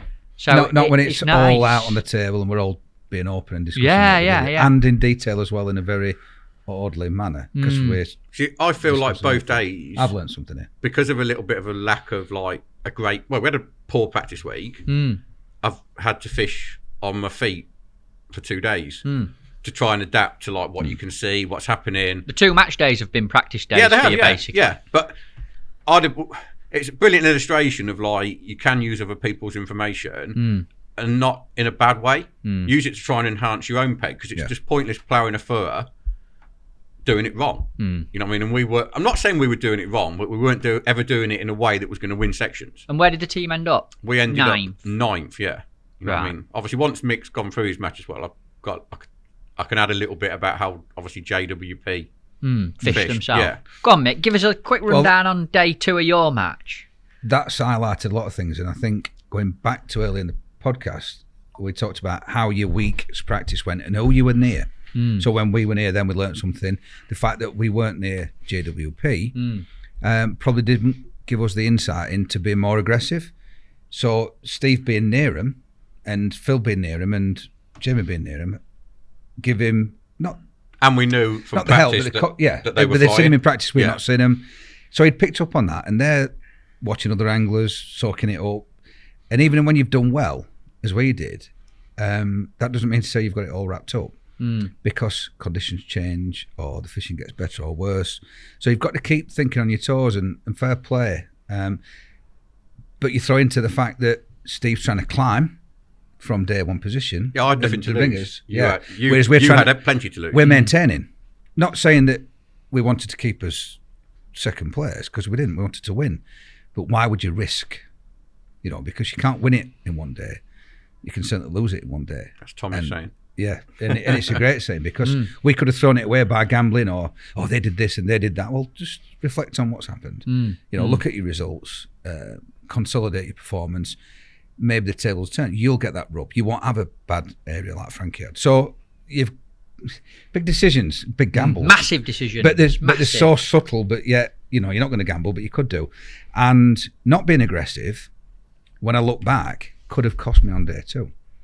So we've drawn as a team, and I think we avoided all those bad areas again. Steve touched on earlier that if you draw one of the N3 pegs on day 1, you're not in that bucket when they draw. It's a system. I've got no idea how it works, but it does. Yeah, somebody will have to explain that on a separate podcast one day. But so we were in the bucket for the draw for a possible one of the N3s. As it turns out, it's me. Yes. So I've drawn Go on, Michael. D33, right outside the hotel. Probably could have fished off my balcony. And I'm right on the end section, and I'm in the good half. But not only in the good half, I'm right at the side of the fish. So I'm thinking, I can win from there. That's great. The team draw sounded good. We're rolling the right halves. And we're consolidating. We're just going to go back out and do what we've done. Haven't done anything wrong, have we? Don't want to blow it up. So I've got to my peg. Vample's up beside me. I've had Thomas Walter the first day, Hungarian. Oh, I think Steve arguably the most consistent team in the last 3 or 4 years. They're biting the heels of the English. You know, we're still ranked number 1 in the feeder, but they're in recent years. They're hot on the their trail. results Yeah, are they've phenomenal. got it. Yeah. Across all They're- disciplines. Oh, no, Feeder, they're flow, amazing. kids, They've got their juniors, angling structure's ladies. great. Yeah, the lot. So I've put one to bed on day 1. I'm happy with that. Slept nice and tight. Big smile on my face. I've got to my peg. Who's at the side of me? Thomas's right-hand man, Matty Sivac, who is an old adversary of mine.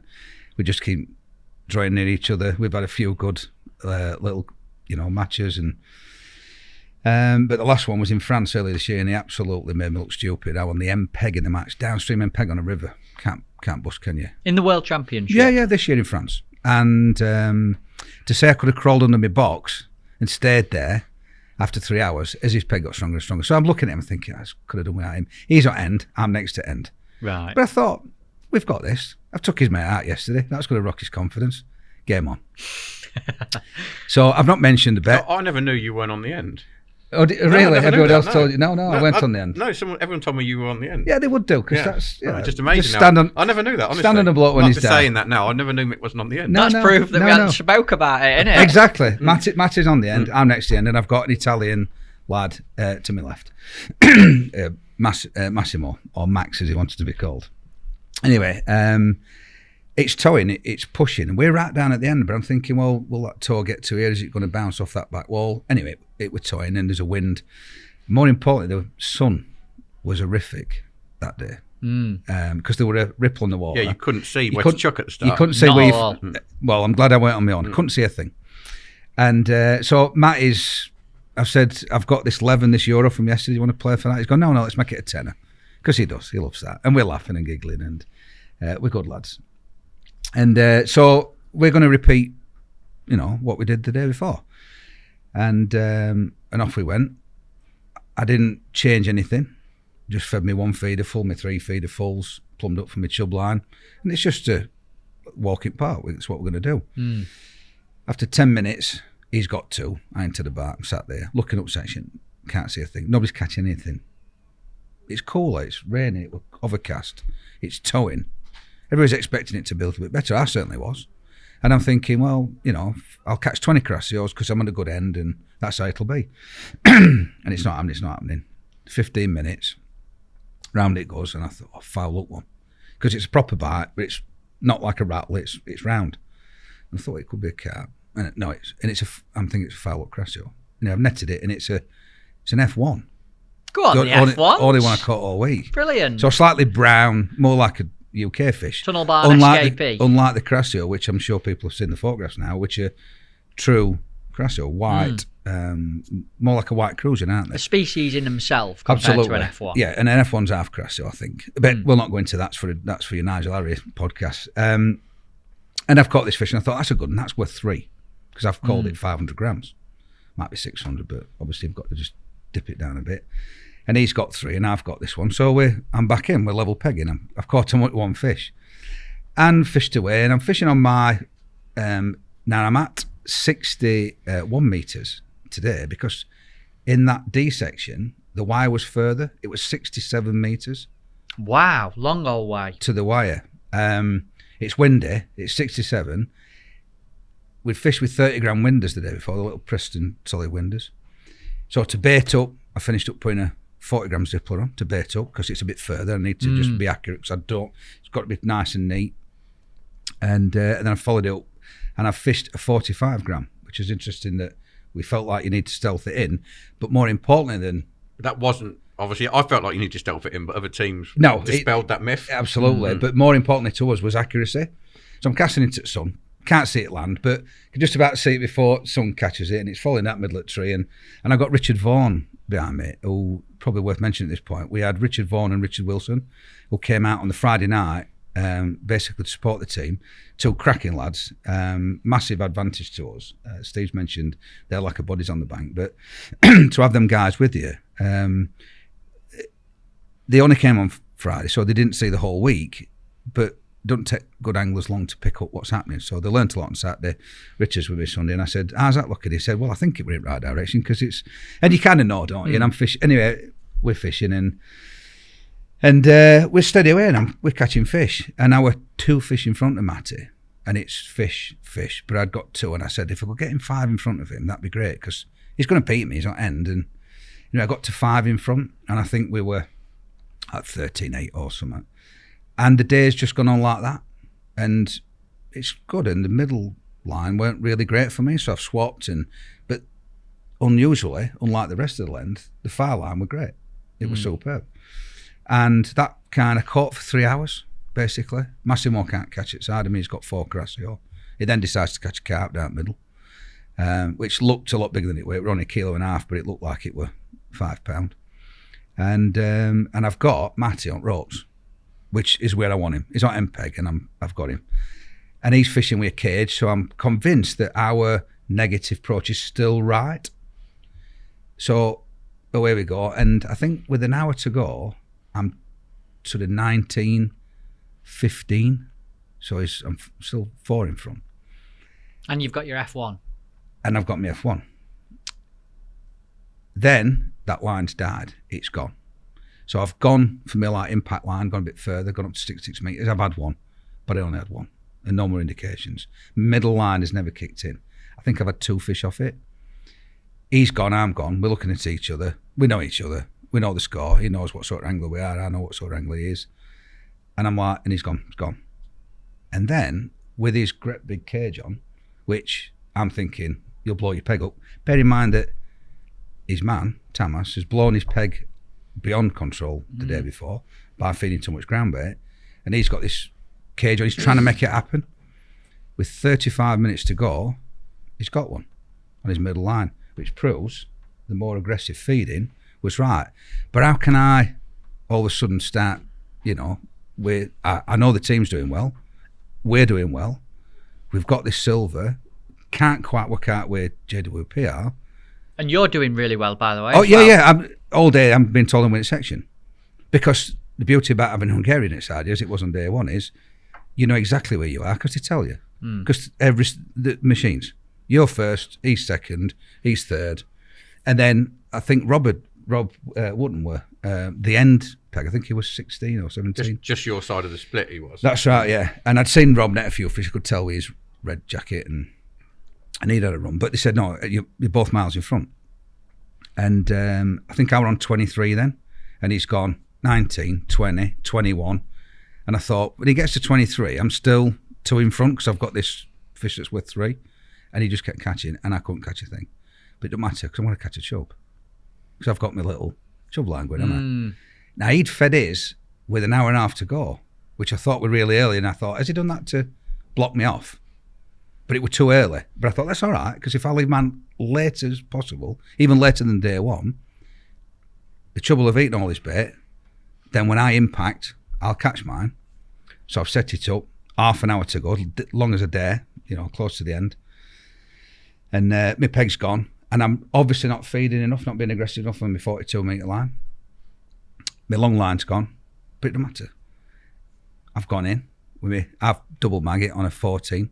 This is on the 8 metre line, the close line, so bottom I put of the my concrete. little Camouflage black cap on. In it goes. And I thought, that's oblique. Maybe not. And it's gone. Like that. Got you. And I've actually struck into it. Because I'm thinking, chub's picked up and it's swimming towards me. You need to straighten it out and set up. And I thought, it's bleak. And I thought, it's not.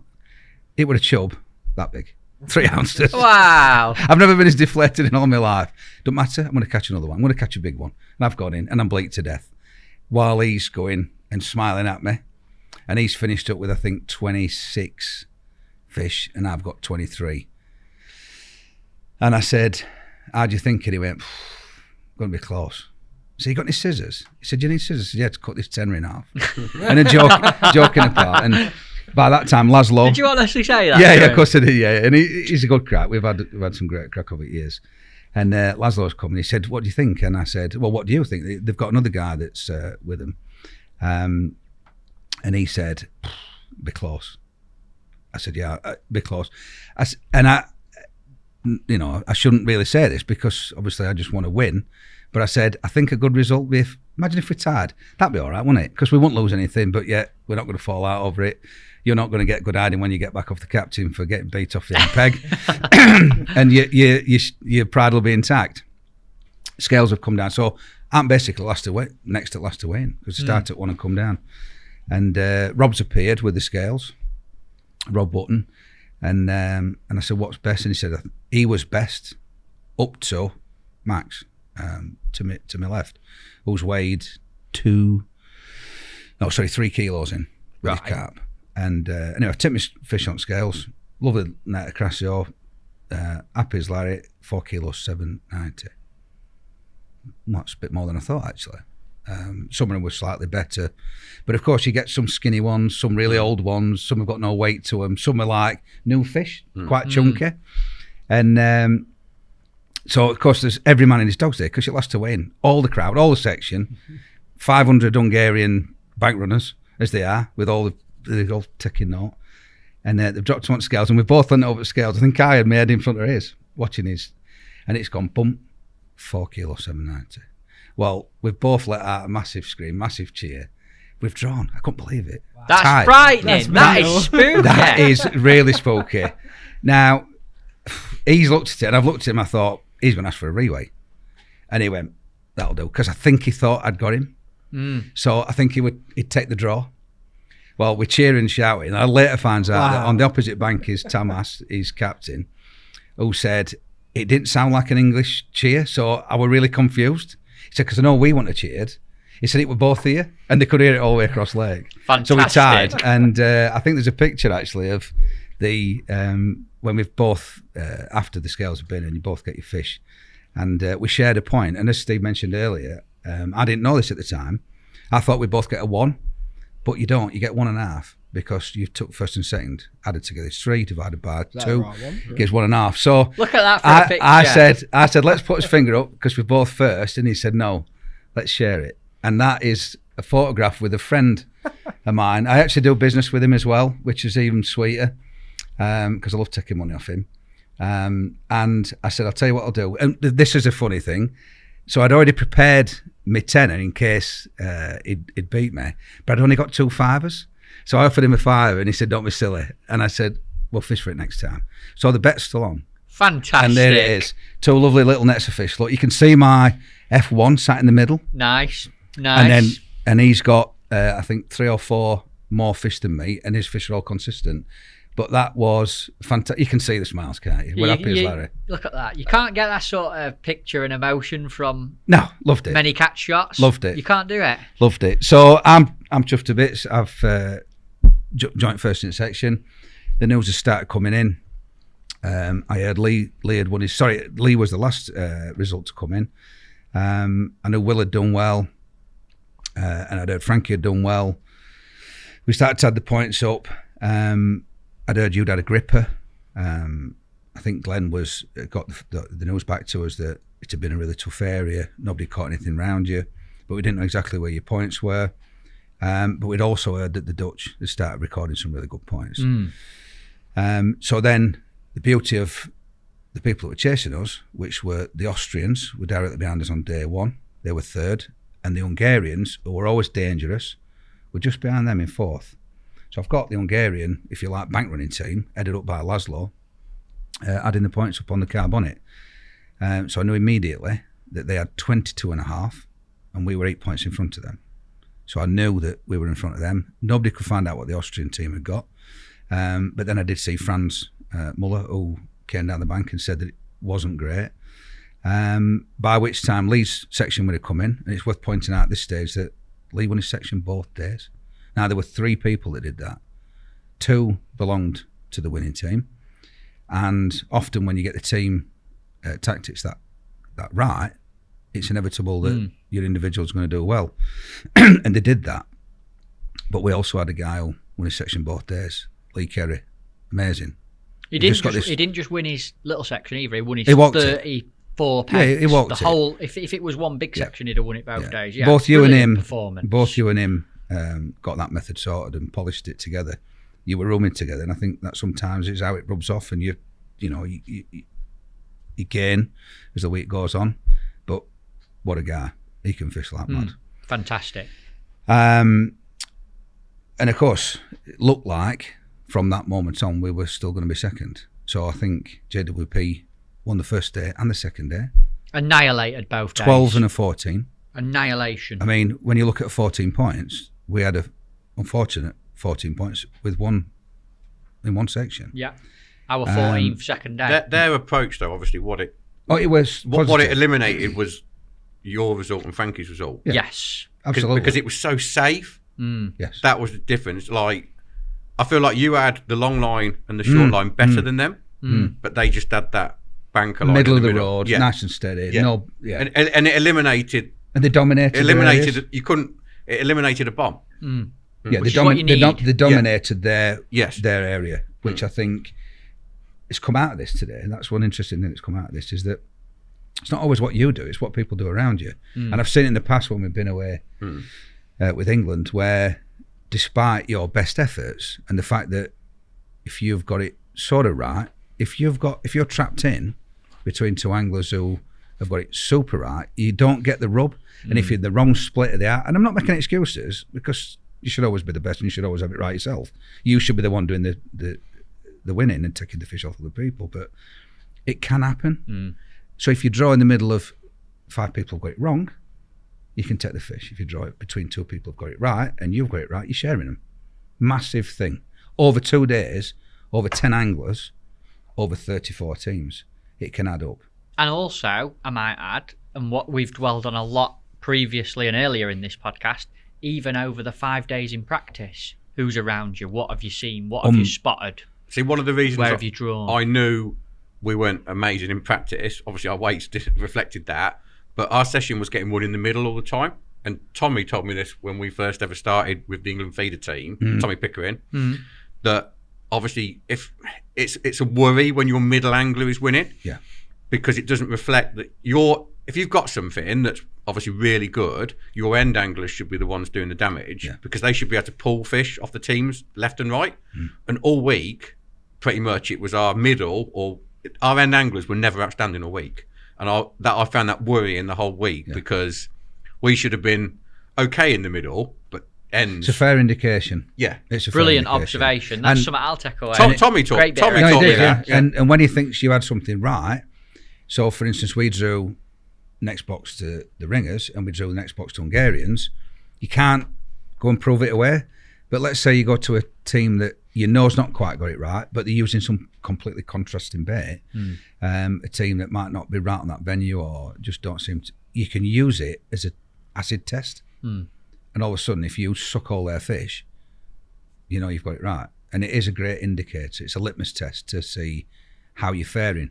Because I think a certain Mr. Philip Ringer says there's nothing won in the gallops. You only win on the race course. Damn right. And, you know, that were us. We finished with 21.5 points, which put us second again. Silver medal. Silver medal. Silver. Yeah, chuffed to bits. In short, how did that feel, Mick? When you set off, you go for a gold.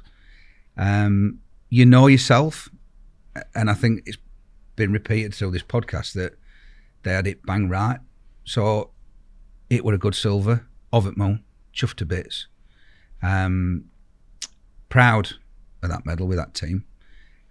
Fishing with your mates is just an extra addition to fishing for your country. You know, obviously it says Barnsley Blacks, but that's Barnsley Blacks England.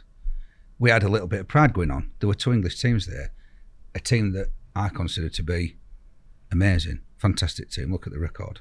You know, we're friends. We fish together with England. We knock about together in Which the I've got you both circuit. sat here now, yeah. Absolutely. We're arch enemies on the bank. We love trying to beat them. They love trying to beat us. So we come away with a lot of pride there. That was good for us. But it could have gone either way, depending on how your week went, as it's been discussed today. But more importantly, that, you know, I'm proud to get the medals for Barnsley. We spoke to Dennis White, you know, one of the founder members of the team, early in the week, and we told him we'd win it for him. And I think he'll understand, because what an international angler he's been in his career. And he'd know that sometimes it is just a good silver. Yeah. And that's the podium, the top 3. You can see on the right, Hungarians. Look at Ramon in the middle of He's loving Holland. it. Oh, he's holding lifting that it. big trophy. He knows. He knows. And that team won it on the first one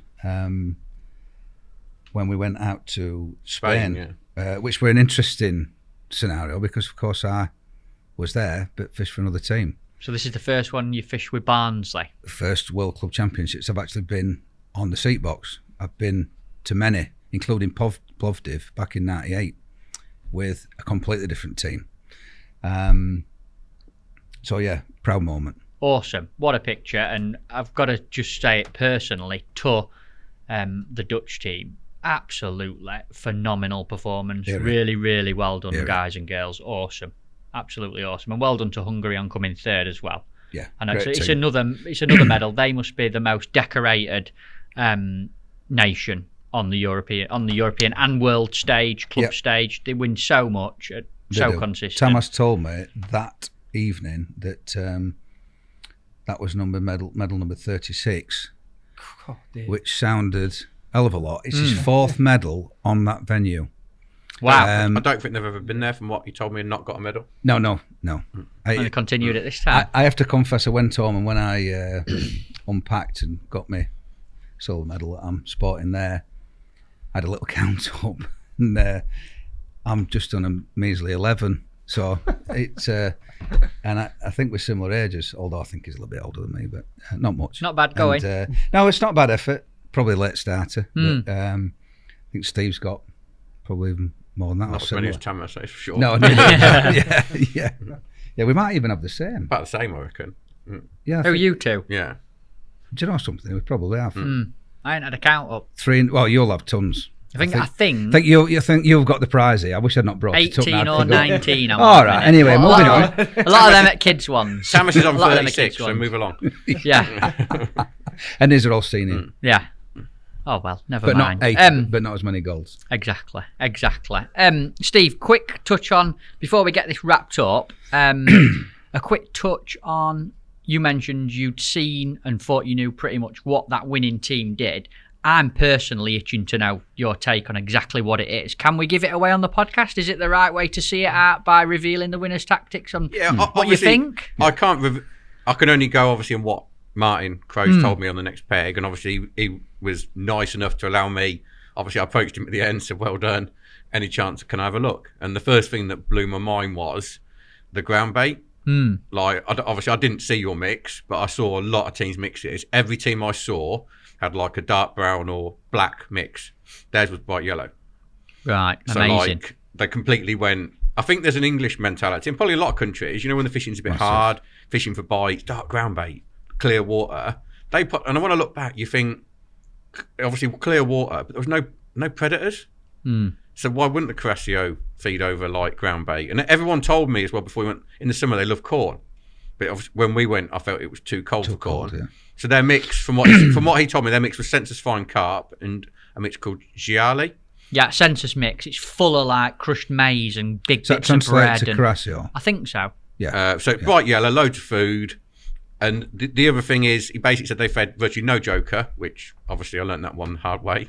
It just felt like a week you needed to feed some joker, but you couldn't. And the other thing that gobsmacked me at the end was, I said to him, like, what have you fed? He said basically half a litre of chopped worms, which tied in with what I knew at the end. Very Dutch. But yeah, exactly. He said, we are from Holland, we feed worms. And it's like, yellow ground bait. why didn't that like Yeah, bang? That's so common. Belgium, one in France, and the fish, obviously the Belgian and the Dutch are one of the same. So no offence to anybody there, but what I mean is that they fish the same circuit, the same water, because it's all linked, and they fish very similar. And it was quite obvious in France that they kind of fish the same way, which was a very slow-paced, steady away, aggressive, as in positive. Big particle ground bait, plenty of worms. They didn't get the pegs too carried away. I mean, we used Black Turbo and Natural G5 Through a pinky riddle. we just knocked off. We ended up using Tubertini Fondue for a pinky riddle because we went down that typical like limit the food content, like you say, fishing for bites. very English to go dark, fine, and try not to feed anything.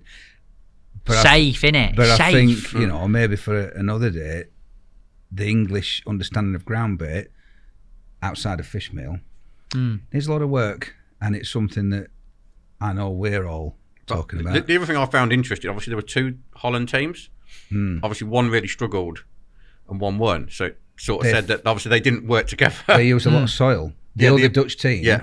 because I spoke to Arjan Klopp, good friend of mine, known him for years, and I said, what was the score? And he went, well, basically this soil didn't work. And he said, and we couldn't have been more wrong. He said, but we had a line-up and every other angler fish soil and every other fish ground bait, and the soil beat them. Is that because they did that in the wrong box and set off marching on the wrong foot? Which is everything we've touched on earlier in this. Who knows? But it just goes to show, like Steve said, two English teams coming from different directions, meeting in the middle, going away and falling the right way or falling the wrong way. Two Dutch teams who'll probably set off fishing the same way.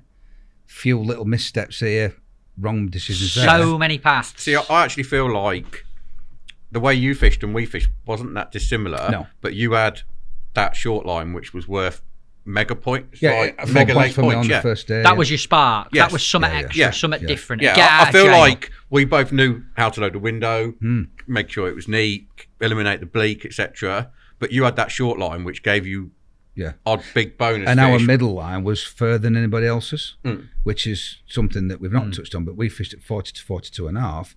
And I actually think we caught the fish on the way back, retreating to what would have been the Dutchess middle line. So maybe we got away with it. Maybe we didn't quite have it so spot on, but it was enough. One thing because I would say, even though obviously we didn't do very well, the fact that they scored so low is a sign of an amazing venue for a fishing match. You can't argue that They sorted it. You can't argue it was luck. No, Because they had it tapped. that wasn't luck. They won both days. It was They there. had it tapped. It was there to be won. It's a team event, and as Will said, this team fish is not a one-man band. Did we come second both days as well? Second, they come first both days. We come second both days. The Hungarians, I think, were third on the second day, and that got them up. And the Austrians, who were third on the first day, had a low result and pushed them out What of the you medals. said about that short line as well, Steve, to reiterate the effective. Every single one of the Barnsley lads caught a bonus fish on the first day. You caught 4. That's the spark, isn't it? Yeah. Yeah, that was massive. I feel like that was the main difference between us and you. Yes. Like that you had a line that gave you a last 20 minute, like a pound fish, like Mick had that Yeah, chub. that's 4 points. It sounds like not a very big fish, but it's like It is on- 6-7 Caressio. It were 440 grams, probably, which is a pound, Yeah. on a 2 kilo 440 Yeah. weight. I looked at 2 kilos because when I reflected on the way back, I've had a look and I thought, we did 440 grams knocked off, and there was somebody with 2 kilos exactly.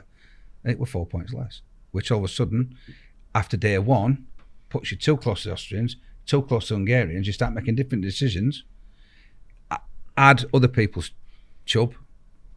Yeah, it's a different game, isn't it? Different result. You're coming back from a different distance. Well, look, I'm going to get this one wrapped up. Before I do, I've had to adapt my end of podcast quickfire questions for you both. And I've made them a little bit international Bulgaria World Club Champs related. So I'm going to ask each of you individually. Shortish answers. Doesn't normally turn out very short. It never does does, Tobe? does it? But a few that I'm going to fire at you first. Kicking off with Steve and then over to Mick. Give me an item of your seat box, Steve. You couldn't live without in Bulgaria. This is a really obvious one, but I couldn't live without. I don't think I could have fished effectively without it. That's a stopwatch. The bite time was everything in Bulgaria. Even though we didn't have it right tactically, one thing we did have right was obviously talking to yourself and Mick was the bite time. So if I hadn't have had a stopwatch, I just don't see how you could fish effectively because I wouldn't have known when I've been out 3 minutes, 4 minutes. That stopwatch was everything to me. It almost allows you to plan your whole match because once you got to 4.5 minutes, you were like, might as well reel this in. So you're fishing more effectively and you're fishing more times at the actual optimum time for a bite. So for me, it's got to be a stopwatch. Like it. Great answer. And Mick, what about Well, you? that's obviously answer number one. If we were playing Family Fortunes, he's got the top answer. You get double points for that. And obviously, I would say the same because during the week, Will wasn't using it because he's not that way, and we got him using it, and it upped his catch rate. So fair play. So I've got to say it would either be my One. You can only have one, Michael. sorry. All right then. We're strict on this, mate. It'd be my chopworm scissors. That'd be mine. good one. Have you got I them like new that. Cresta ones? I certainly have. How good are they? The best. They are the best. They are very good. Because one thing that I did forget to add is that Will Freeman realised that chopping 2 or 3 fresh redworms constantly was massive, and I think that might be what the Dutch did. And Yeah, well, so Phil thought they were chopping in the ground bait first day. yeah, well, So there's every chance he was getting a pinch of redworms. And that chopping worked for in. me on the second day. 2 redworms chopped up with my super sharp Cresta scissors, so couldn't have come joint first in my section on day 2 without them. Like it. Right, I'm going to give you first dibs on the next one, Mick, seeing as Steve did Okay. on the last one. Over the years, you've both fished a lot of international venues all over the world. But if you could bring one of them venues back to the UK and have it on your doorstep, which one would it be? Ooh, I'm torn. I went straight away. Went Zeged, Yeah. because it's really comfortable to fish. There's another one though that crops up for me. Then I were like Inniscarra because that's got great memories and it's loads and loads of bites. But I'm going to go right out there and say purely on dramatic reasons, is Bloemhof Dam in South Africa. Wow. Fantastic. Like it. Looked amazing. A place I'd love to go. Yeah. Not a bad answer. What about yourself, Steve? So obviously, I know you can say only have one. Szeged is the really obvious one. Unbelievable venue. That's from Hungary, where the Waterland Masters is. The rowing course there. That's got really good memories from me. Absolutely love the venue. But one that holds special memories for me personally, 'cause I absolutely love fishing it, was the rowing course. The rowing course at Ghent in Belgium. That's the only venue I've ever been on where I actually felt if you were doing it right, there was a bream on every single peg when we went. I don't believe I've ever been to another venue whereby you could say, because bream fishing is notoriously peggy. On that venue, there was not a peg not capable of a bream on the day. Some stage in the day, there wasn't any peg. Gorgeous place as well. Ghent's a lovely city. If you could bring that little bit of a nice Belgium town across with it, it'd be nice, wouldn't it? Yeah. I've been there myself. Love Ghent. Funny that we've mentioned you won there, rowing actually. courses. Yeah. Because I think rowing courses is what we're lacking. Yeah. In the UK. Yeah. Managed.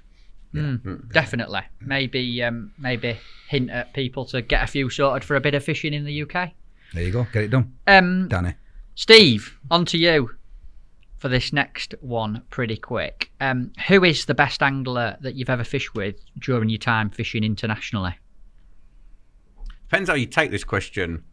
As in, obviously, like, if I take the best angler I fish with, Will Raisin, obviously, is ridiculous. But if we're going, let's say we're going to go feeder, because that's predominantly what I do, I'd say the best angler now, and Tamas mentioned him 3-4 years ago to me, is a Hungarian called Peter Bako.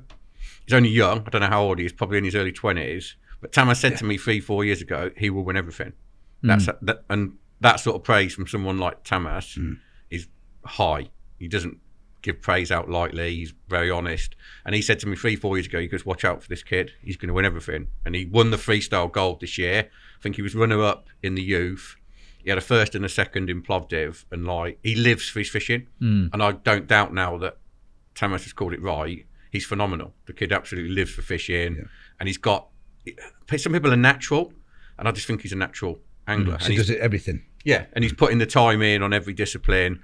And I think Tamas is right. He's going to win everything. He is literally... He's probably the Hungarian you. I don't know about that. Probably better than that. I tell you what he is. He's an absolutely lovely lad as well. I was talking to him at the banquet after. Absolute diamond. And Got really time for impressed everybody and watching wants him to come and ask you what you're doing. And despite how well he's done, he still wants to know how you did. And he's done better than you. He might not be the best yet, but he will be. Yeah, because he's got youth on his side. Yeah. Fantastic angler. Michael, what about yourself? Best angler that you've ever fished with during your time fishing internationally? Well, because I'm talking about fishing internationally, not when I've been with Barnsley, because obviously Alan Scott Tone's up there for me, Tommy, and there's a lot of people like that. So I'm going to bring it down to feeder fishing. And I don't think it'd be right to sit in and say it's the bloke sat beside me, because he is world's number one, but he is unreal. There's some great anglers, and I like to think I can compete, but some people have got that little bit extra, and Steve's got that. He's got something extra, and I want it to be known that he is amazing. But I don't think it'd be fair to call that today and say that it's him, because that'd be a bit embarrassing. All right, well, I'll let you have two on this one. You can have two on this one. Well, don't dine out on it. And it's funny. There's a guy that nobody ever notices, and I just love him fishing. And he's another Hungarian, and it's Attila Erdi, because the Godfather, I call him. He's an older guy, and you don't want him near you because he don't sail. He just catches fish, tips them on scales, goes like that with his section win and disappears. And he's been on the podium a few times, and I just love him because he comes, takes the mickey and goes, and he don't want any praise. He don't blow his own trumpet. Attila Erdi. Yeah. So he fishes float. He's fished float as well. He has, yeah. So I recognise the name. I'll know his face. You'd know if you saw it. When it comes to flinging a feed around, unbelievable. The other thing I'd say but for the purpose of this, I just want to mention him because he's special, and he just winks and lets you know there's. The other thing I'd say about Attila is he's ice. Oh. Bit of Andy Bennett about him. He's been right block. Unflappable. Done it all. You could be catching one a bung next to him and he's catching nothing. You'd never know by his temperament. He'll just nod. He'll acknowledge you. He'll like nod and smile and go, all right, young'un, crack on. Literally catch ice. up in a bit. Go on, Attila. Yeah, I'm just glad I've not been near him yet. Awesome. Mick, one for you this time. If there's one thing that you could change about international feeder fishing, whether it be that style or the events, what would it be? Ooh, that's a great question. Automatically, I would say the hook length rule. Not because I don't think, not because I think it's going to change fishing or it'd be easier or because I want to do it like this, and this, but I'm not a fan of rules. And I know you've got to have them to make the discipline. I think it's important to explain there's a 50 centimetre minimum hook length in international feeder feeder fishing, in a classic style, because we've got this new freestyle discipline that's come in. Your hook must hang 50 centimetres below the bottom of your feeder when you cast. And it kind of just restricts things, and I think it's a rule that is a bit, because people are like, oh, is that 50 centimetres? And we had a bit of controversy in the first one. And if it wasn't there, then we could just crack on and forget about it. Apart from that, it's not far off.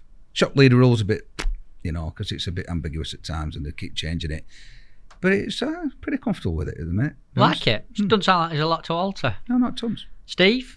I'm going to steal one of Tamas's ideas, because Tamas Walter, obviously, we talked about our box draw, because he said he agreed that we had a very bad rotation draw, and he said an idea that he's very pro is on the last day of training. He said it should be like a mock match day, so you're mixed up. So he said everyone would then get a better picture of the match length. You're then mixed in with other teams, so you can see more. And I totally agree with him. I think you should have 4 days training as a team. Then the last day you should train in the match situation, as in, so you could have Italy and Hungary one side. So you're totally mixed up for it. So you've got your 5 anglers, one in A, one in B, one in C, one in D, one in E. So then you see the whole match length. Almost like a mock match, a bit like you have on Feeder Masters. Yeah. Friday, which the day is great. before. I think it's a great idea, a great concept. From a team manager's point of view, I don't want you fishing for a chub today. Don't get that away. Down there. But obviously that will happen. It's a double-edged sword. But the way I see it is, for a team like, because he was saying for a team like yourselves, who've only been to A section, not even seen B, you'll get an angler into B. And then he said, even if some teams aren't necessarily trying hard, some will be. So you'd get a great picture, and obviously then you also get to see more of the teams. Like it. I personally think it was a good idea. It's out there, it's different, and it's definitely got good reason for it to happen. Yeah. Steve, final quickfire question for you. If you could give someone who's never fished a match abroad or internationally some inspiration to have a pop at it and go and do it, what would you say to them? I think pick where you want to go quite carefully. Like, I think a brilliant first venue to go would be somewhere like Spain for the Iberian Masters. Fantastically run and quite simple, a lot of sticky mag fishing for carp. So quite simple, easy to get to, well organised, bait delivered to your peg. Easy to win. It's not easy to win because only the best win it. I've only been second in that. So yeah, I think pick a venue that don't try and go out on a limb to start with. Yes. Pick something that maybe it's quite easy, well organised, so there's not lots of driving where you could get lost. It's quite simple on the bait front, and then just expand from there. You know what I mean? And also, don't be afraid to ask people. We're quite an ignorant nation. Well, I think I'm quite ignorant because I don't speak really any other languages. But most countries you go to, there's plenty of English-speaking people, and they're always happy to help. I think Europeans can be a lot more helpful sometimes than we are. Great advice. Hopefully inspire a few to go and have a try of it themselves. What about you, Mick? What do you reckon? Well, I speak 2 languages, English and Yorkshire. So right. I know what that's about now. I know that does. It's a good job we didn't do it in this one, innit? I'd have to get the subtitles going. Dee-da, going on. No, on a serious note, and it's kind of off the back of what Steve said, because I think that's great advice, to pick somewhere that's safe. And by doing that, you'll enjoy it. And the one thing that you've got to try and take away from all this, I mean, you're a killer when you've got that rod in your hand, and everybody else is your enemy. That's a natural sports person, match angler's instinct. But you must enjoy it. And when we first started our feeder chapter that we're currently in, a guy called Andy Day said to me, don't forget, it's just a fishing match. It's a 5-hour fishing match. Go there, fish it, enjoy it, take from it. Don't let it get on top of you. And managing all that, managing the adrenaline, the down when you come back. So my proper little bit of advice is make sure you book a nice match to get back on when you come back like I did on Saturday, because you don't want to fall off the horse. Get straight back in it and get riding, because it's so enjoyable. You've got to take from it, enjoy it, and make sure that you don't let it overcome you. That's Fantastic. the most important thing. Yeah. Great advice. Thank you very much, gents. Thank you. And obviously, in tradition of the Fishing Gurus podcast, we've all been to Bulgaria. We've all fished the World Club Championship 4-feeder. I think it'd be rude if all three of us didn't leave a little gift on this table as a bit of a memory of that trip. Do you want me to kick off with mine that I've brought in? Go for it. You ready? Bit of a weird one. I didn't know whether I could bring this or not, but this is the certificate that we got for coming second. Thought it's nice. It's got our team name on. It's got my name on, so it's a little bit personal from me. It were only going to sit on top or at the back of my glass All the cabinet. rest. I'd love to bring you the medal, Tobes, but it means too much to me, I'm afraid. I'll let you off, mate. So I've brought in my certificate. It's an official FIPS one, something they've started doing in recent years. Show it up to your camera, mate. Go on. Can you see him? Bit closer. That's better. Signed by Claudio Mattioli, or Barbara, just there. And I've actually stuck to it a couple of things that were quite personal in Bulgaria. The 2 feeders that I used, I've stuck my feeder that I used for baiting up and the one that we used for fishing, because I felt that was the most important part of Barnsley's plan, was the feeding, the fact not to blow your peg, super accurate. And they're the 2 actual feeders that I used on the day. And something else, I'd got a bit of change left from Bulgaria, so I've taped a little bit of Bulgarian money on, and that's quite personal.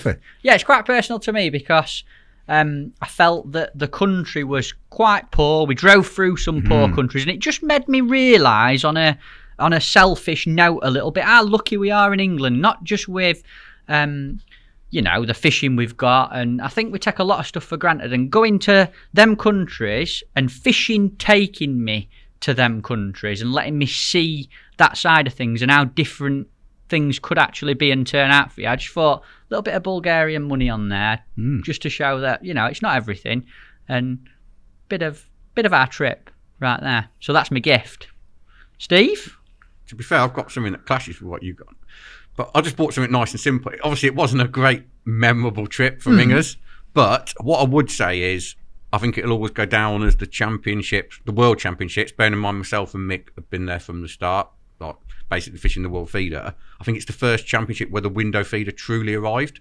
As in, I've never seen so many teams fishing windows. And obviously, I think probably Hungary, not so much. But I know you said, Mick, they were keen to learn about window feeder afterwards. Yeah. But the top 2 teams have probably fished the most they're fishing on a window feeder. So for me, Plovdiv was the year of the window feeder, so to speak. So for me, it was a window feeder. I like it. Is that one that you actually used? That's while the you were 30 gram I used on my long line, yeah. Wow, Nice. fantastic. Lovely little addition.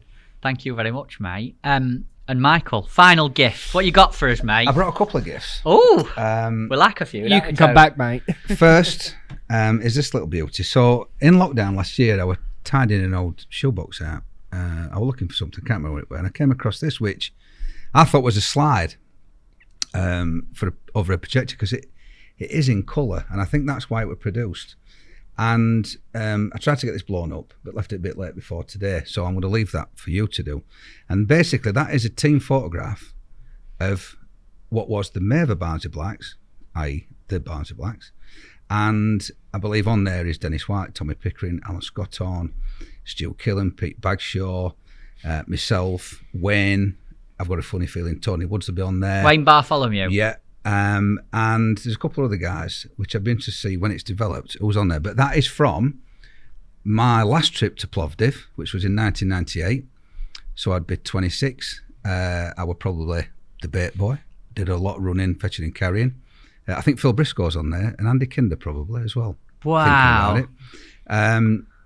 So I want you to get that blown up and put that with the memories from Bulgaria, because that's Drennan Barnsley, and that is their first trip there. We were 5th. That's a great gift, mate. Strangely That's enough, a great gift. Here's another Absolutely little love it. fact, that we've just been to Plovdiv, and a Barnsley angler won his section both days, and probably would have received a bronze medal for that.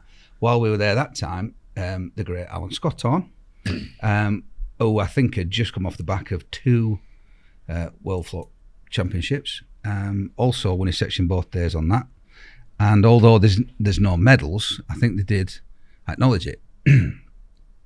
Amazing guy. So Great gift. That's been lingering around I've moved house 4 or 5 times in that time, and so I'm dead chuffed that that's here. Thank you very much. And then my second gift, these have already been mentioned earlier, is my Euro and Tamas Walter's Lev. Yes. Okay, so this comes with a little precursor, because I do want this to be noted that I've got massive respect for Tamas Walter, bit of an hero of mine. Don't put that on Toby. I don't want that to be put out there to the public. I don't want him to know his head's big enough. We can leave that in, Tobes. Yep, sorry, Ignore mate. him. A guy that can multitask, he can fish, he runs a great business, he can manage. He's got more medals than Soft Mick, 36. Loads and loads of respect for him. So to take that pound off him, if you like, was a great achievement for me. I think I fished a great match. He said he didn't fish a good match, and I think he was probably right. Don't get many chances to take a pound off a guy like that. It is noted that he did avoid the Facebook presentation, which Facebook Live is only temporary. This is permanent. Here's to you, Tamas. Thank you That's very brilliant, much, mate. So we've got Tamas's Lev and my your Euro. my Euro, which is worth twice as. I think we're going to have to stick them to the photo when we get it developed, so it's all relevant. Absolutely we'll awesome. Get that done soon. I like these freeway podcasts. We get loads of gifts, We're don't gonna we? yeah, they're gonna have to start coming home, mate. I'm telling you. Absolutely phenomenal. You know what, folks? Genuinely, from the bottom of my heart, to wrap it up, I've loved sitting down and analysing the week, what happened before, what's happened after, tactics. I've really enjoyed it, and I honestly feel like I've learnt loads as well, in particular from you, Steve, about how you fished. So from me, boys, thank you very, very much. It's been an honour having you on, and I'm sure if everyone at home has enjoyed it as much as I have, we've got a cracking podcast there. It's been brilliant, honestly. Boys, shake my hand. Great, thanks for inviting us. Thank you. And I'm not going without saying, Mick, I don't want this to be the last time you're on the Fishing Gurus podcast. I think we've got more to come on that one. That contract you signed beforehand, mate, there's 3 shows in that. It's the contract I'm signing after that you need to be worried about. Oh dear. Awesome. Boys, thank you very problem. much. Cheers. Thank guys. you. The Fishing Gurus podcast.